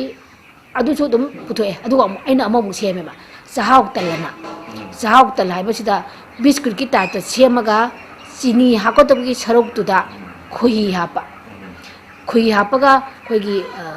ꯀꯩꯅꯣ ꯑꯩꯈꯣꯏꯒꯤ ꯀꯨꯀꯤꯁꯀꯤ ꯇꯥꯏꯞꯇꯅꯦꯕ ꯁꯦꯝꯃꯤꯁꯦ ꯃꯁꯤꯅ ꯔꯦꯗꯤ ꯇꯨ ꯏꯠꯅꯦꯕ ꯃꯥꯒꯤ ꯂꯥꯏꯐ ꯁ꯭ꯄꯥꯟꯁꯦ ꯃꯥ ꯀꯨꯏꯅ ꯊꯝꯕ ꯌꯥꯗꯦ ꯑꯗꯨꯝ ꯅꯨꯃꯤꯠ ꯅꯤꯅꯤ ꯍꯨꯝꯅꯤꯕꯨꯗꯤ ꯑꯗꯨꯝ ꯆꯥꯕ ꯍꯥꯎꯋꯦꯕ ꯑꯗꯨꯕꯨ ꯈꯨꯗꯛꯇ ꯆꯥꯕꯅ ꯑꯃꯨꯛ ꯍꯦꯜꯂꯦꯕ ꯍꯥꯎꯕ ꯃꯁꯤꯅ ꯑꯩꯅ ꯀꯔꯝꯕ ꯃꯇꯝꯗ ꯁꯦꯝꯒꯦ ꯍꯥꯏꯕ ꯃꯇꯝꯗ ꯑꯩꯈꯣꯏꯒꯤ ꯄ꯭ꯔꯣꯒ꯭ꯔꯥꯝ ꯐꯪꯁꯟꯒꯨꯝꯕ ꯑꯗꯒꯤ ꯂꯩꯗꯅ ꯅꯣꯡꯃꯗ ꯑꯩꯈꯣꯏꯅ ꯁꯤꯟꯕꯗꯣ ꯑꯗꯨꯒꯨꯝꯕ ꯇꯧꯗꯧꯕ ꯑꯣꯏꯇꯥꯔꯗꯤ ꯑꯩꯅ ꯍꯧꯖꯤꯛꯀꯤ ꯍꯥꯏꯔꯤꯕ ꯆꯥꯛꯍꯥꯎꯒꯤ ꯇꯜ ꯍꯥꯏꯔꯤꯕ ꯀꯨꯀꯤꯁ ꯃꯥꯟꯕꯁꯦ ꯑꯁꯤ ꯁꯦꯝꯃꯒ ꯑꯗꯨꯗꯨꯒꯤꯗꯤ ꯑꯣꯔꯗꯔ ꯂꯧꯋꯦꯕ ꯑꯩꯅ ꯑꯗꯨꯒꯨꯝꯕꯗ ꯄꯤꯌꯦꯕ ꯍꯧꯖꯤꯛꯀꯤ ꯆꯥꯛꯍꯥꯎꯒꯤ ꯔꯤꯐ꯭ꯔꯦꯁꯃꯦꯟꯗ ꯑꯗꯨꯒꯤ ꯑꯣꯏꯅ ꯑꯩꯅ ꯊꯝꯃꯦꯕ ꯑꯗꯨꯗꯤ ꯑꯗꯨꯝ ꯍꯛꯆꯥꯡꯁꯨ ꯐꯕ ꯑꯗꯩ ꯄꯨꯛꯁꯨ ꯈꯥꯡꯕ ꯑꯗꯨꯒ ꯀꯥꯟꯅꯕ ꯍꯥꯏꯇꯥꯔꯦꯀꯣ ꯑꯗꯨꯃ ꯐꯖꯅ ꯃꯥꯏ ꯄꯥꯛꯑꯦ ꯑꯗꯨꯗꯒꯤ ꯑꯗꯨꯒꯤ ꯃꯊꯪꯗ ꯑꯩꯅ ꯏꯁꯀ꯭ꯋꯥꯁꯁꯨ ꯁꯦꯝꯃꯦ ꯑꯩꯈꯣꯏꯒꯤ ꯍꯩꯅꯧꯁꯦ ꯑꯩꯒꯤ ꯍꯧꯖꯤꯛꯁꯤ ꯅꯥꯀꯟꯁꯤꯗ ꯍꯩꯅꯧꯁꯦ ꯄꯔꯦꯡ ꯍꯧꯋꯦꯕ ꯆꯍꯤ ꯐꯔꯛꯄꯗ ꯄꯥꯝꯕ ꯍꯩꯅꯧꯗꯣ ꯉꯥꯛꯇꯅꯦꯕ ꯃꯗꯨꯅ ꯑꯩꯈꯣꯏꯒꯤ ꯃꯨꯜꯂꯀꯥꯟꯗ ꯑꯃꯨꯟꯕꯗ ꯌꯥꯔꯣꯏꯗꯧꯕ ꯍꯩꯅꯧꯁꯤꯡꯁꯤꯅ ꯁꯪꯉꯤꯉꯩꯗ ꯄꯤꯀꯜ ꯁꯦꯝꯅꯕ ꯊꯝꯈ꯭ꯔꯦꯕ ꯄꯤꯀꯜ ꯁꯦꯝꯃꯒ ꯌꯣꯟꯅꯕꯒꯤꯗꯃꯛ ꯑꯗꯨꯒ ꯃꯨꯜꯂꯒ ꯍꯩ ꯃꯍꯤ ꯁꯦꯝ ꯌꯥꯕ ꯃꯨꯜꯂꯒ ꯆꯥ ꯌꯥꯕꯗꯨꯒꯤ ꯅꯥꯀꯟ ꯑꯗꯨꯒꯤ ꯍꯩꯅꯧꯗꯨꯃ ꯇꯣꯉꯥꯟꯅ ꯈꯥꯏꯗꯣꯛꯈ꯭ꯔꯦꯕ ꯃꯈꯟꯁꯦ ꯁꯦꯝꯃꯦꯕ ꯑꯗꯒꯤ ꯑꯩꯈꯣꯏꯅ ꯍꯩꯅꯧꯒꯤ ꯄꯥꯐꯔ ꯀꯥꯟꯅ ꯍꯥꯏꯌꯦ ꯑꯩꯁꯨ ꯌꯦꯡꯉꯦ ꯇꯥꯛꯄꯗꯤ ꯌꯥꯎꯋꯦ ꯁꯥꯔ ꯍꯣꯏꯅ ꯑꯗꯨꯒꯁꯨ ꯑꯩꯅ ꯍꯩꯅꯧ ꯄꯥꯐꯔꯒꯁꯨ ꯇ꯭ꯔꯥꯏꯌꯦꯜ ꯌꯦꯡꯉꯦ ꯇꯥꯈ꯭ꯔꯦ ꯌꯥꯈ꯭ꯔꯦ ꯑꯗꯨꯝ ꯌꯣꯟꯕ ꯌꯥꯏ ꯑꯗꯨꯕꯨ ꯑꯩꯅ ꯁꯦꯜꯗꯤ ꯇꯧꯈꯤꯗ꯭ꯔꯦꯀꯣ ꯑꯗꯨꯗꯤ ꯑꯗꯨꯒ ꯍꯧꯖꯤꯛꯀꯤ ꯀꯩꯅꯣꯒꯤꯗꯤ ꯍꯩꯅꯧꯒꯤ ꯑꯩꯈꯣꯏ ꯏꯁꯀ꯭ꯋꯥꯁꯁꯦ ꯁꯤꯗꯤ ꯑꯩꯈꯣꯏꯒꯤ ꯏꯔꯣꯏꯁꯦꯝꯕꯒꯤ ꯀꯥꯎꯒꯤꯗ ꯃꯦꯡꯒꯣꯒꯤ ꯐꯦꯁꯇꯤꯚꯦꯜ ꯇꯧꯈꯤꯕ ꯃꯗꯨꯗ ꯑꯩ ꯄꯨꯊꯣꯛꯑꯦꯕ ꯁꯦꯝꯃꯒ ꯑꯗꯨꯝ ꯑꯩ ꯑꯗꯨꯝ ꯐꯖꯅ ꯌꯣꯜꯂꯦ ꯑꯗꯨꯝꯗꯤ ꯌꯣꯜꯂ ꯇꯥꯔꯁꯨ ꯑꯩꯅ ꯑꯗꯨꯒꯤ ꯄꯦꯀꯦꯖꯤꯡ ꯇꯧꯕ ꯈꯣꯠꯄ ꯀꯔꯤ ꯀꯔꯥꯁꯤꯒꯤ ꯌꯥꯝꯅ ꯆꯥꯎꯈ꯭ꯔꯦꯕ ꯏꯁꯀꯣꯞꯇꯣ ꯃꯗꯨꯅ ꯑꯩꯅ ꯄꯥꯏꯁꯟꯗ꯭ꯔꯦꯕ ꯑꯗꯒꯤ ꯑꯩꯈꯣꯏꯒꯤ ꯁ꯭ꯄꯥꯏꯁꯦꯁꯀꯤ ꯑꯗꯨꯝ ꯁꯦꯝꯃꯦ ꯑꯗꯨꯗꯤ ꯁꯦꯝꯃꯒ ꯄꯦꯛ ꯇꯧꯔꯒ ꯑꯗꯨꯝ ꯌꯣꯟꯈꯤꯕꯅꯤ ꯄꯦꯀꯦꯠ ꯃꯆꯥ ꯑꯆꯧꯕ ꯁꯦꯝꯃꯒ ꯑꯗꯨꯝ ꯌꯣꯜꯂꯦ ꯑꯗꯨꯁꯨꯀꯣ ꯑꯗꯨꯝ ꯌꯣꯜꯂꯦ ꯑꯗꯨꯁꯨ ꯑꯗꯨꯝ ꯌꯣꯜꯂꯤ ꯑꯩ ꯇ꯭ꯔꯥꯏꯌꯦꯜꯗꯤ ꯑꯗꯨꯝ ꯂꯣꯏ ꯇꯧꯋꯦꯕꯀꯣ ꯇꯧꯔꯦ ꯑꯗꯒꯤ ꯆꯥꯛꯍꯥꯎꯒꯤ ꯑꯥꯏꯇꯦꯝ ꯌꯧꯔꯦ ꯑꯗꯒꯤ ꯑꯩꯈꯣꯏ ꯍꯜꯗꯤ ꯌꯥꯏꯉꯪꯒꯤ ꯑꯗꯨꯝ ꯁꯦꯝꯃꯤ ꯁ꯭ꯄꯥꯏꯁꯦꯁꯇ ꯌꯥꯎꯍꯜꯂꯤ ꯑꯗꯨꯝ ꯁꯦꯝꯃꯤ ꯑꯗꯨꯝ ꯌꯣꯜꯂꯤ ꯑꯗꯨꯝ ꯑꯩꯈꯣꯏ ꯁ꯭ꯋꯥꯏꯗꯗꯤ ꯑꯗꯨꯝ ꯌꯥꯏꯉꯪꯁꯦ ꯑꯗꯨꯝ ꯊꯥꯕꯅꯤ나 ꯑꯗꯨꯒꯤ ꯌꯦꯡꯉꯦ ꯑꯗꯨꯒ ꯍꯧꯖꯤꯛ ꯑꯩꯅ ꯃꯌꯥꯝꯁꯤꯒꯤ ꯄ꯭ꯔꯗꯛ ꯃꯌꯥꯝꯁꯤꯒꯤ ꯑꯥꯏꯇꯦꯝꯁꯤꯗꯒꯤ ꯑꯩꯅ ꯈꯔ ꯈꯪꯒꯠꯄꯅꯦꯕ ꯈꯪꯒꯠꯄꯁꯤꯗ ꯍꯅꯤꯁꯤꯃ ꯂꯩꯈ꯭ꯔꯦ ꯁꯛꯁꯦꯁ ꯑꯣꯏꯔꯦ ꯀꯁꯇꯃꯔ ꯈꯪꯈ꯭ꯔꯦ ꯃꯥ ꯇꯣꯉꯥꯟꯅ ꯃꯥ ꯇꯤꯛ ꯇꯧꯔꯒ ꯊꯝꯈ꯭ꯔꯦꯀꯣ ꯑꯗꯨꯒ ꯑꯩꯅ ꯄꯥꯐꯔꯁꯦ ꯑꯃꯨꯛ ꯈꯨꯠ ꯑꯃꯨꯛ ꯊꯥꯕꯅꯦꯕ ꯄꯥꯐꯔꯁꯦ ꯊꯥꯕ ꯃꯇꯝꯁꯤꯗ ꯄꯥꯐꯔꯁꯤꯗ ꯑꯩꯅ ꯑꯍꯥꯟꯕꯗ ꯅꯥꯀꯨꯞꯄꯤ ꯅꯄꯥꯛꯄꯤꯅ ꯒ꯭ꯔꯤꯟ ꯄꯥꯐꯔ ꯍꯥꯏꯗꯅ ꯑꯩꯁꯦ ꯒ꯭ꯔꯤꯟ ꯄꯥꯐꯔ ꯍꯥꯏꯔ ꯈꯪꯅꯔꯝꯃꯦꯕ ꯅꯥꯀꯨꯞꯄꯤꯒꯤ ꯄꯥꯐꯔꯁꯦ ꯄꯨꯔꯥ ꯒ꯭ꯔꯤꯟꯅꯦꯕ ꯑꯗꯨꯅ ꯒ꯭ꯔꯤꯟ ꯄꯥꯐꯔ ꯍꯥꯏꯔꯒ ꯒ꯭ꯔꯤꯟ ꯄꯥꯐꯔꯁꯤꯒꯤ ꯑꯃꯨꯛ ꯀꯥꯎꯗ ꯁꯛꯁꯦꯁ ꯁ꯭ꯇꯣꯔꯤꯗ ꯑꯩꯒꯤ ꯃꯦꯒꯥꯖꯤꯟꯗ ꯑꯩ ꯍꯥꯞꯄꯤꯈꯤꯕꯅꯦꯕꯀꯣ ꯃꯦꯟꯇꯔꯅ ꯀꯦꯕꯤꯀꯦꯠ ꯂꯧꯅ ꯑꯣꯏꯔꯒ ꯑꯗꯒꯤ ꯑꯗꯨ ꯇꯧꯔꯦ ꯄꯥꯐꯔꯁꯤꯗ ꯅꯄꯥꯛꯄꯤ ꯅꯥꯀꯨꯞꯄꯤ ꯑꯗꯩ ꯃꯨꯛꯊ꯭ꯔꯨꯕꯤ ꯃꯌꯥꯡ ꯃꯇꯣꯟ ꯑꯗꯨꯒ ꯇꯤꯜꯍꯧ ꯃꯅꯥ ꯃꯔꯨ ꯑꯗꯒꯤ ꯑꯩꯈꯣꯏ ꯑꯋꯥ ꯐꯗꯤꯒꯣꯝ ꯑꯗꯒꯤ ꯑꯩꯈꯣꯏꯒꯤ ꯃꯣꯔꯣꯛ ꯑꯇꯦꯛꯄ ꯑꯉꯥꯡꯕ ꯑꯗꯒꯤ ꯖꯤꯔꯥ ꯑꯩ ꯑꯃꯠꯇꯗꯤ ꯄꯨꯟꯁꯤꯟꯗ꯭ꯔꯦꯕ ꯐꯥꯔꯁꯇ ꯑꯩꯅ ꯄꯥꯐꯔꯁꯤꯗ ꯖꯤꯔꯥ ꯈꯔ ꯍꯥꯞꯄꯒ ꯁꯥꯔꯝꯃꯦꯕꯀꯣ ꯖꯤꯔꯥ ꯆꯥꯗꯕ ꯃꯤ ꯂꯩꯔꯝꯕ ꯀꯁꯇꯃꯔꯁꯤꯡꯁꯤꯅ ꯃꯗꯨꯗꯒꯤ ꯑꯩꯅ ꯖꯤꯔꯥꯁꯦ ꯂꯧꯊꯣꯛꯈꯤꯕꯅꯦꯕ ꯇꯣꯉꯥꯟꯅ ꯖꯤꯔꯥ ꯈꯛꯇꯪ ꯍꯥꯞꯄꯒꯤ ꯑꯃꯨꯛ ꯄꯥꯐꯔ ꯁꯥꯈꯤꯕꯅꯦꯕ ꯑꯄꯥꯝꯕꯅ ꯂꯧꯁꯅꯨ ꯍꯥꯏꯗꯅ ꯑꯗꯨꯃꯥꯏꯅ ꯇꯣꯉꯥꯟꯅ ꯐ꯭ꯂꯦꯚꯔꯁꯦ ꯍꯥꯞꯄꯒ ꯁꯨꯝ ꯁꯦꯝꯃꯛꯄ ꯀꯔꯤ ꯄꯠꯇꯥ ꯑꯗꯒꯤ ꯁꯣꯏꯖꯤꯟꯒꯤ ꯕꯦꯝꯕꯨ ꯁꯨꯠꯀꯤ ꯑꯗꯒꯤ ꯑꯩꯈꯣꯏꯒꯤ ꯃꯨꯁꯔꯨꯝꯒꯤ ꯄꯥꯐꯔ ꯑꯗꯒꯤ ꯊꯝꯕꯧꯒꯤ ꯄꯥꯐꯔ ꯑꯗꯒꯤ ꯀꯔꯤ ꯄꯇꯥꯒꯤ ꯄꯥꯐꯔ ꯑꯗꯒꯤ ꯊꯩꯕꯣꯡꯒꯤ ꯄꯥꯐꯔ ꯁꯥꯔꯦ ꯑꯗꯨꯒ ꯌꯣꯡꯆꯥꯛꯀꯤ ꯄꯥꯐꯔꯁꯦ ꯌꯣꯡꯆꯥꯛꯀꯤ ꯄꯥꯐꯣꯔꯁꯦ ꯌꯣꯡꯆꯥꯛ ꯑꯇꯦꯛꯄꯒꯤ ꯁꯥꯏꯌꯦꯕ ꯑꯗꯨꯝ ꯌꯣꯡꯆꯥꯛ ꯍꯥꯞꯄꯒ ꯁꯥꯕ ꯐ꯭ꯂꯦꯚꯔꯁꯦ ꯌꯥꯝ ꯐꯖꯩ ꯑꯗꯨꯝ ꯍꯥꯎꯁꯨ ꯑꯗꯨꯝ ꯍꯥꯎꯏ ꯇꯦꯁꯁꯨ ꯑꯗꯨꯝ ꯂꯩꯌꯦꯕ ꯑꯗꯨ ꯁꯥꯈ꯭ꯔꯦ ꯑꯗꯨ ꯂꯣꯏꯅ ꯁꯛꯁꯦꯁ ꯑꯣꯏꯔꯦ ꯄꯥꯐꯣꯔꯁꯦ ꯑꯗꯩꯗ ꯑꯩꯅ ꯉꯥꯎꯖꯕꯁꯦ ꯄꯥꯐꯔꯗ ꯑꯣꯏꯅ ꯉꯥꯎꯈ꯭ꯔꯦꯕ ꯑꯃꯨꯛ ꯑꯩꯁꯦ ꯑꯃꯨꯛ ꯄꯥꯐꯔꯁꯤꯅ ꯄꯩꯁꯥ ꯄꯤꯛ ꯇꯥꯔꯁꯨ ꯄꯩꯁꯥ ꯃꯥꯅ ꯚꯣꯂꯨꯝꯁꯤꯗꯤ ꯈꯣꯏꯍꯤꯗꯩ ꯍꯦꯟꯅ ꯋꯥꯡꯅ ꯌꯣꯟꯕ ꯉꯝꯃꯦꯕ ꯃꯥꯗꯤ ꯑꯉꯥꯡꯗꯩꯅ ꯃꯥꯏ ꯀꯁꯇꯃꯔꯁꯦ ꯑꯍꯟꯐꯧ ꯀꯁꯇꯃꯔ ꯑꯣꯏꯈꯤꯕꯅꯤꯅ ꯂꯣꯏꯅ ꯄꯥꯝꯈꯤꯕꯅꯤꯅ ꯐ꯭ꯔꯥꯏ ꯇꯧꯔꯒꯁꯨ ꯆꯥꯕ ꯌꯥꯏ ꯔꯣꯁ ꯇꯧꯔꯒꯁꯨ ꯆꯥꯕ ꯌꯥꯏꯕ ꯑꯩ ꯄꯥꯐꯔꯁꯦ ꯃꯁꯤꯅ ꯃꯁꯤꯗ ꯑꯣꯏꯅ ꯑꯗꯨꯝ ꯐꯣꯀꯁ ꯇꯧꯈꯤꯕꯁꯤꯅ ꯄꯥꯐꯣꯔꯁꯤꯗ ꯑꯗꯨꯝ ꯑꯥꯏꯇꯦꯝ ꯍꯥꯏꯔꯒ ꯑꯩ ꯄꯥꯐꯣꯔꯁꯦ ꯑꯗꯨꯝ ꯌꯣꯟꯕꯅꯦꯕ ꯑꯗꯨ ꯄꯥꯐꯣꯔꯁꯦ ꯑꯗꯨꯝ ꯌꯥꯔꯦ ꯃꯥ ꯏꯁꯇꯣꯛ ꯂꯩꯌꯨ ꯌꯥꯗꯦꯕ ꯁꯥꯕ ꯆꯠꯈꯤꯕꯒ ꯑꯗꯨꯒ ꯃꯦꯅꯨꯋꯦꯜ ꯁꯥꯏꯕ ꯃꯦꯆꯤꯟꯅ ꯁꯥꯕꯗꯣ ꯅꯨꯡꯉꯥꯏꯇꯦ ꯍꯥꯏꯕꯗꯤ ꯂꯩꯕ ꯃꯦꯆꯤꯟꯅ ꯁꯥꯕꯁꯦ ꯍꯦꯟꯗꯤ ꯑꯣꯏꯗꯦ ꯈꯨꯠꯅ ꯁꯥꯕꯗ ꯑꯩꯈꯣꯏꯅ ꯁꯨꯝ ꯁꯥꯈꯤꯗꯣꯏꯔꯥ ꯈꯪꯗꯦꯕ ꯈꯨꯠꯅ ꯁꯥꯕꯅ ꯍꯦꯟꯗꯤ ꯑꯣꯏꯈ꯭ꯔꯦꯕ ꯑꯗꯨꯅ ꯈꯨꯠꯅ ꯁꯥꯕꯅ ꯍꯦꯟꯅ ꯊꯨꯈ꯭ꯔꯦꯕ ꯃꯦꯆꯤꯟꯗꯒꯤ ꯑꯗꯨꯃꯥꯏꯅ ꯇꯧꯔꯒ ꯄꯥꯐꯣꯔꯁꯤꯃ ꯂꯦꯞꯇꯅ ꯑꯩꯈꯣꯏ ꯁꯥꯖꯔꯦ ꯑꯗꯨꯒ ꯃꯤꯂꯦꯠꯀꯤ ꯄꯥꯐꯣꯔ ꯁꯥꯈꯔꯦ 2023ꯁꯦ ꯃꯤꯂꯦꯠ ꯑꯣꯐ ꯗ ꯏꯌꯥꯔ ꯍꯥꯏꯕꯁꯤꯗ ꯑꯩꯅ ꯃꯤꯂꯦꯠꯁꯦ ꯃꯣꯏꯅ ꯕꯤꯁꯀ꯭ꯋꯤꯠ ꯑꯩꯒꯤ ꯃꯌꯥꯝ ꯁꯥꯟꯅꯔꯛꯑꯦꯕꯀꯣ ꯁꯥꯕꯁꯤꯗ ꯑꯩꯅ ꯄꯥꯐꯣꯔ ꯁꯥꯕꯅꯦꯕ ꯄꯥꯐꯣꯔ ꯁꯥꯕꯁꯦ ꯑꯩꯅ ꯇꯦꯁ ꯇꯧꯕ ꯃꯇꯝꯗ ꯃꯥꯗꯤ ꯐ꯭ꯔꯥꯏ ꯇꯧꯕ ꯌꯥꯗꯦ ꯃꯥꯗꯤ ꯔꯣꯁ ꯇꯧꯕ ꯔꯣꯁꯇꯦꯠꯇꯅ ꯊꯥꯏꯌꯦꯕ ꯑꯩꯅ ꯌꯥꯏꯔꯒ ꯑꯩꯈꯣꯏ ꯑꯗꯨꯃꯥꯏꯅ ꯇꯧꯔꯒ ꯆꯥꯕꯗ ꯌꯥꯝꯅ ꯃꯍꯥꯎ ꯂꯩꯔꯒ ꯐꯁꯨ ꯐꯕꯒ ꯑꯣꯏꯔꯒ ꯄꯨꯊꯣꯛꯑꯦ ꯑꯗꯒꯤ ꯑꯃꯨꯛ ꯐꯨꯗ ꯇꯦꯛꯅꯣꯂꯣꯖꯤꯗ ꯑꯩꯈꯣꯏꯅ ꯁꯣꯌꯥ ꯇꯨꯐꯨ ꯁꯦꯝꯕꯒꯤ ꯇ꯭ꯔꯦꯅꯤꯡ ꯇꯧꯕ ꯃꯇꯝꯗ ꯃꯣꯏꯒꯤ ꯄꯞ ꯑꯅ ꯑꯃ ꯑꯩꯈꯣꯏꯅ ꯁꯣꯌꯥ ꯃꯤꯜꯛ ꯁꯦꯝꯈꯤꯕꯒꯤ ꯂꯩꯕꯗꯣ ꯑꯩ ꯑꯍꯥꯟꯕꯗ ꯕꯣꯔꯤ ꯁꯥꯔꯛꯄꯅꯦꯕ ꯑꯗꯨꯗꯣ ꯕꯣꯔꯤ ꯅꯠꯇ꯭ꯔꯒ ꯕꯣꯔꯥꯒꯨꯝꯕ ꯁꯨꯝ ꯁꯦꯝꯃꯝꯃꯦꯕ ꯑꯗ ꯑꯩꯅ ꯃꯁꯤ ꯄꯥꯐꯣꯔ ꯁꯥꯕ ꯌꯥꯅꯤꯅꯦꯅ ꯈꯟꯕꯗꯒꯤ ꯑꯩꯅ ꯄꯥꯐꯣꯔ ꯁꯥꯔꯒ ꯌꯦꯡꯕꯗ ꯄꯥꯐꯣꯔ ꯁꯥꯈ꯭ꯔꯦ ꯍꯥꯎꯁꯨ ꯍꯥꯎꯈ꯭ꯔꯦ ꯑꯗꯨꯒ ꯆꯥꯕꯁꯨ ꯐꯈ꯭ꯔꯦ ꯑꯗꯨꯃ ꯑꯃꯨꯛ ꯐꯈ꯭ꯔꯦ ꯌꯥꯈ꯭ꯔꯦꯕ ꯑꯗꯨꯃ ꯌꯥꯔꯦ ꯑꯗꯨꯒ ꯑꯃꯨꯛ ꯍꯟꯗꯛ ꯑꯃꯨꯛ ꯐꯨꯗ ꯇꯦꯛꯅꯣꯂꯣꯖꯤ ꯗꯦꯗ ꯑꯃꯨꯛ ꯑꯩꯈꯣꯏꯁꯦ ꯏꯟꯚꯥꯏꯠ ꯇꯧꯔꯛꯇꯅ ꯌꯥꯎꯕ ꯃꯇꯝꯗ ꯑꯩꯅ ꯆꯥꯛꯍꯥꯎꯒꯤ ꯉꯁꯥꯏꯒꯤ ꯄ꯭ꯔꯗꯛ ꯃꯌꯥꯝ ꯑꯃ ꯁꯥꯈꯤꯕꯗꯣ ꯑꯗꯨ ꯅꯠꯇꯕꯗ ꯆꯥꯛꯍꯥꯎꯒꯤ ꯑꯩꯈꯣꯏꯒꯤ ꯑꯐꯕ ꯐꯧꯒꯤ ꯀꯕꯣꯛꯁꯦ ꯑꯁꯤ ꯆꯤꯅꯤ ꯅꯠꯇ꯭ꯔꯒ ꯆꯨꯍꯤꯅ ꯑꯩꯈꯣꯏꯁꯦ ꯀꯕꯣꯛ ꯃꯇꯨꯝ ꯁꯦꯝꯃꯤꯗꯅ ꯁꯦꯝꯕꯁꯦ ꯑꯩꯅ ꯃꯁꯤꯗꯒꯤ ꯃꯣꯗꯤꯐꯥꯏ ꯇꯧꯔꯒ ꯃꯥꯒꯤ ꯂꯥꯏꯐ ꯁ꯭ꯄꯥꯟ ꯑꯗꯒꯤ ꯃꯥꯒꯤ ꯃꯍꯥꯎ ꯇꯦꯁꯁꯦ ꯀꯃꯥꯏꯅ ꯇꯧꯕꯖꯥꯠꯅꯣ ꯍꯥꯏꯕꯁꯦ ꯑꯩꯅ ꯈꯪꯅꯤꯡꯕ ꯑꯃ ꯐꯥꯎꯈ꯭ꯔꯦꯕ ꯑꯩꯁꯦ ꯅꯣꯡꯃ ꯁꯥꯔꯦ ꯑꯩꯅ ꯆꯤꯅꯤꯒꯤ ꯀꯕꯣꯛ ꯁꯥꯕꯗꯒꯤ ꯑꯥꯏꯗꯤꯌꯥꯁꯦ ꯂꯥꯛꯄꯅꯤꯀꯣ ꯆꯤꯅꯤ ꯍꯥꯞꯄ ꯆꯨꯍꯤ ꯍꯥꯞꯄꯒ ꯁꯥꯕ ꯀꯕꯣꯛꯀꯤ ꯈꯨꯗꯨꯝꯁꯦ ꯎꯕ ꯃꯇꯝꯗ ꯈꯨꯍꯤ ꯍꯥꯞꯄꯒ ꯁꯥꯅꯤꯡꯉꯛꯈꯤꯕ ꯑꯗꯩꯗꯨꯅ ꯆꯤꯅꯤ ꯅꯠꯇ꯭ꯔꯒ ꯆꯨꯍꯤ ꯍꯥꯞꯄꯒꯤ ꯀꯕꯣꯛꯀꯤ ꯂꯥꯏꯐ ꯁ꯭ꯄꯥꯟꯒ ꯀꯕꯣꯛꯁꯤꯗ ꯈꯨꯍꯤ ꯍꯥꯞꯄꯒꯤ ꯂꯥꯏꯐ ꯁ꯭ꯄꯥꯟꯒꯁꯦ ꯀꯌꯥꯝ ꯀꯨꯏꯅ ꯊꯝꯕ ꯌꯥꯒꯗꯒꯦ ꯍꯥꯏꯕꯁꯦ ꯑꯩꯅ ꯌꯦꯡꯕ ꯃꯇꯝꯗ ꯊꯥ ꯃꯈꯥꯏꯒꯤ ꯆꯥꯡꯁꯦ ꯌꯦꯡꯕ ꯃꯇꯝꯗ ꯉꯁꯥꯏꯒꯤ ꯑꯩꯈꯣই ꯆꯨꯍꯤ ꯅꯠꯇ꯭ꯔꯒ ꯆꯤꯅꯤꯅ ꯁꯥꯕ ꯀꯕꯣꯛꯇꯣ ꯀꯨꯏꯔꯒ ꯃꯣꯏꯁꯦ ꯆꯥꯕ ꯃꯍꯥꯎ ꯌꯥꯎꯔꯛꯇ꯭ꯔꯦꯕ ꯃꯣꯏꯁꯦ ꯈꯪꯗꯦ ꯃꯥꯗꯤ ꯔꯦꯗꯤ ꯇꯨ ꯏꯠ ꯍꯥꯏꯇꯥꯔꯦ ꯈꯨꯗꯛꯇ ꯆꯥꯕꯗꯤ ꯍꯥꯎꯏꯗꯅ ꯑꯗꯨꯒ ꯑꯩꯅ ꯈꯨꯍꯤ ꯍꯥꯞꯄꯒ ꯁꯦꯝꯕ ꯀꯕꯣꯛꯇꯨꯗꯤ ꯂꯥꯏꯐ ꯁ꯭ꯄꯥꯟꯁꯤꯁꯨ ꯌꯥꯝ ꯀꯨꯏꯅ ꯊꯝꯕ ꯌꯥꯔꯦꯕ ꯑꯗꯨꯒ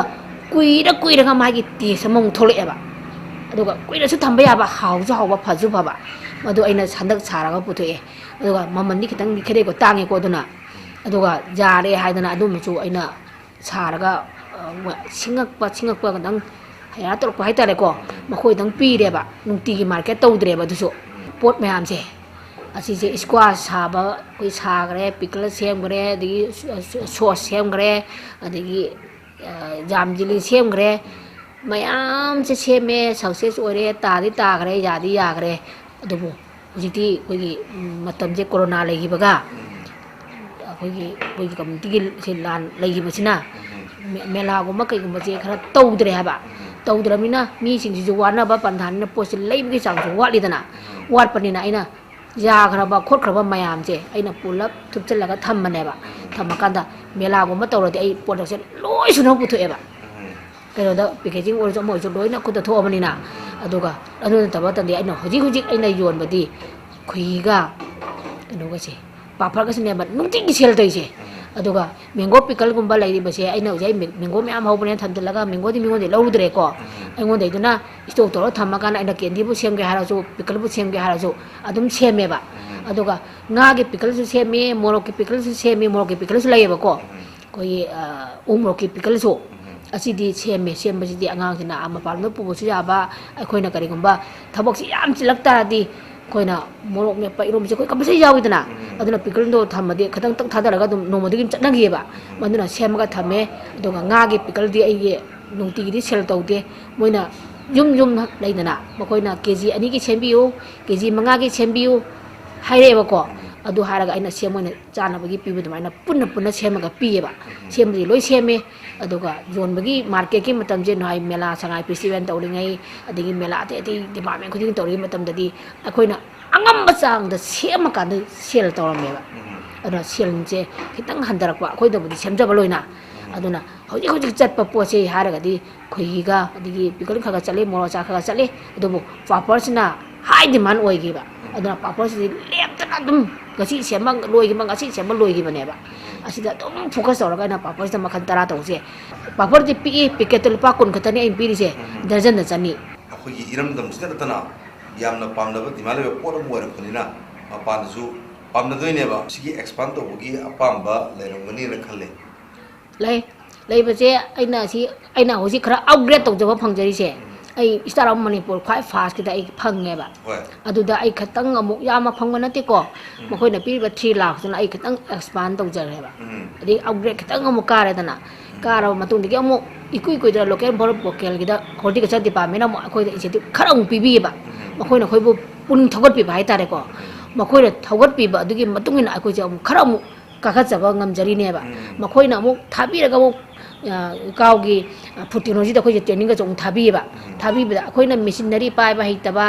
ꯑꯗꯒꯤ ꯑꯩꯈꯣꯏꯅ ꯈꯪꯗꯕ ꯈꯔ ꯗꯥꯎꯟ ꯆꯠꯂꯝꯕ ꯑꯩꯈꯣꯏꯅ ꯀꯨꯏꯅ ꯇꯧꯔꯛꯑꯕꯅꯤꯅꯀꯣ ꯑꯅꯧꯕ ꯇꯦꯛꯅꯣꯂꯣꯖꯤꯁꯦ ꯈꯪꯗꯦꯗꯅ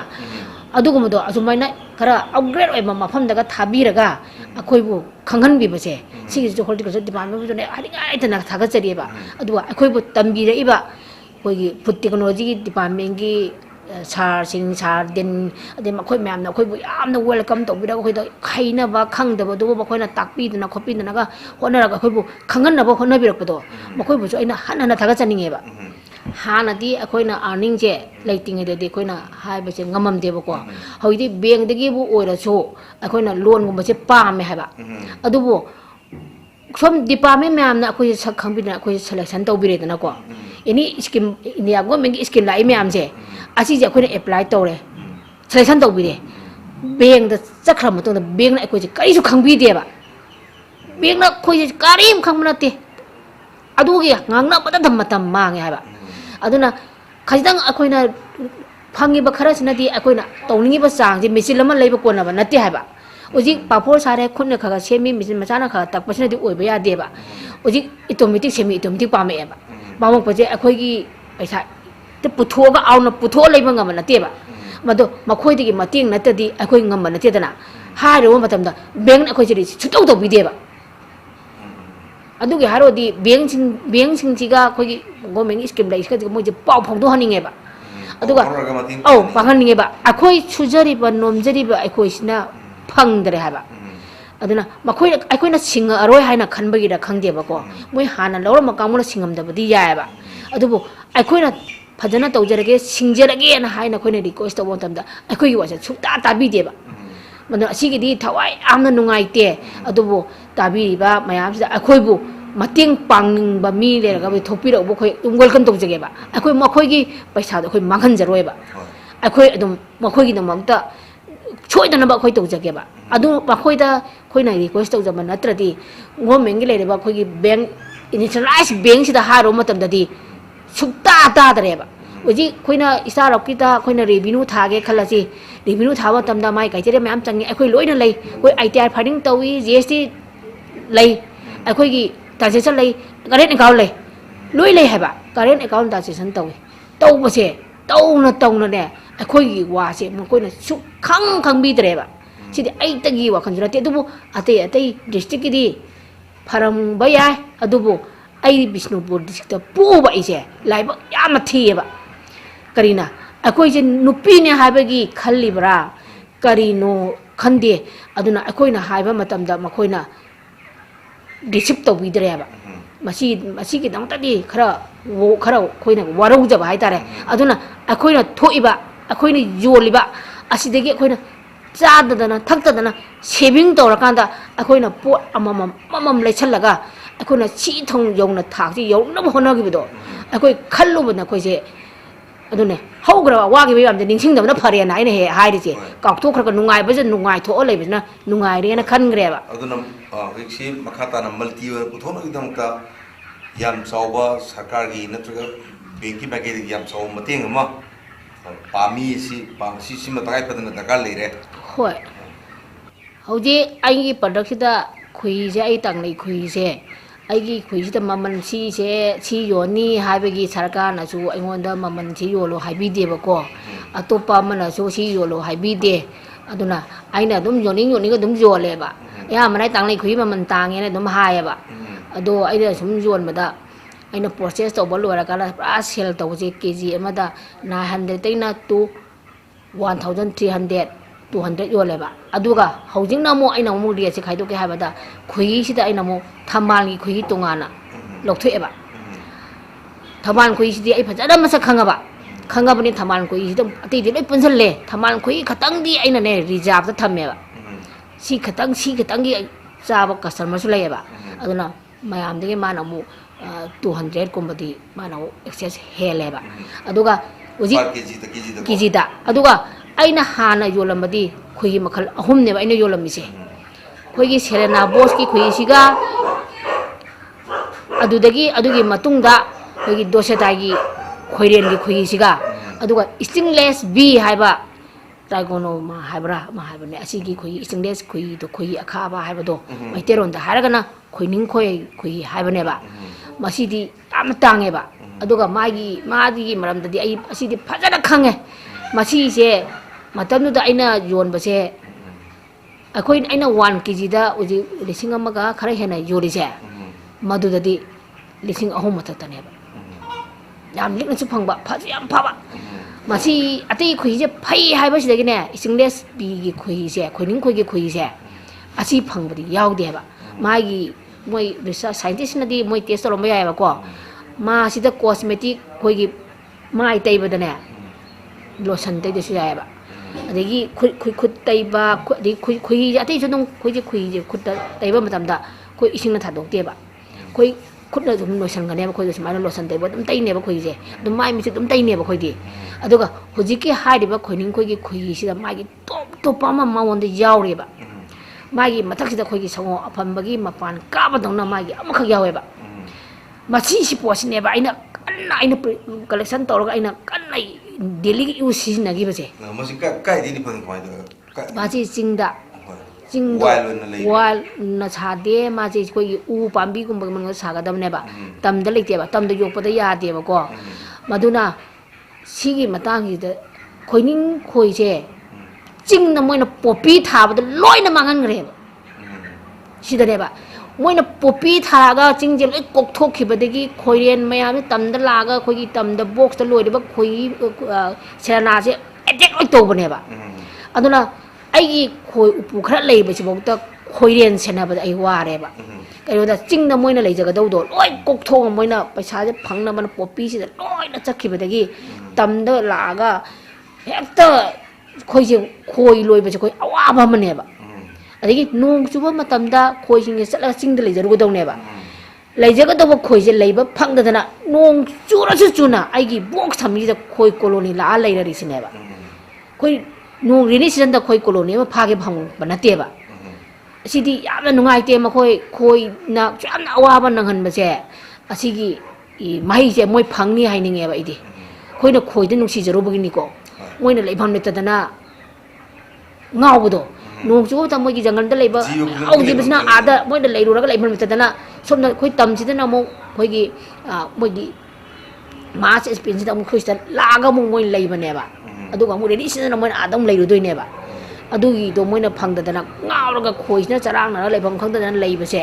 ꯌꯥꯝ ꯅꯨꯡꯉꯥꯏꯇꯦꯕ ꯁꯤꯒꯤꯗꯤ ꯑꯗꯨꯗꯨꯅ ꯁꯤꯗꯪꯗꯤ ꯅꯨꯡꯉꯥꯏꯇꯦ ꯑꯗꯨꯕꯨ ꯈꯣꯏꯍꯤꯗꯤ ꯃꯈꯜ 3ꯁꯦ ꯍꯧꯖꯤꯛ ꯑꯩ ꯈꯣꯏꯔꯦꯟꯒ ꯍꯌꯤꯡ ꯈꯣꯏꯒꯗꯧꯅꯤ ꯑꯩꯅ ꯌꯣꯜꯂꯤꯁꯦ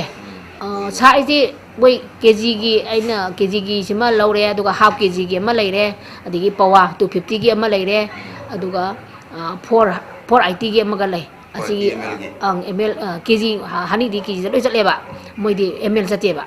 aduga kiji de lo yole ba ko asumaina yole aduga makoina kano tawraga khola da ko ken gumba digi daba gumba puraga kiji manga piu kiji tara piu ha ba su la e ba ko makoi maina hida ki semna bani cosmetic ki semna bani hai ba ma adugi su pi aduga mo akoina khoi se loira bani na aigi box to budi yam phangde khoi gi extract to ba khoira reject to ba sing do lokthoga khoina aina wax seme ba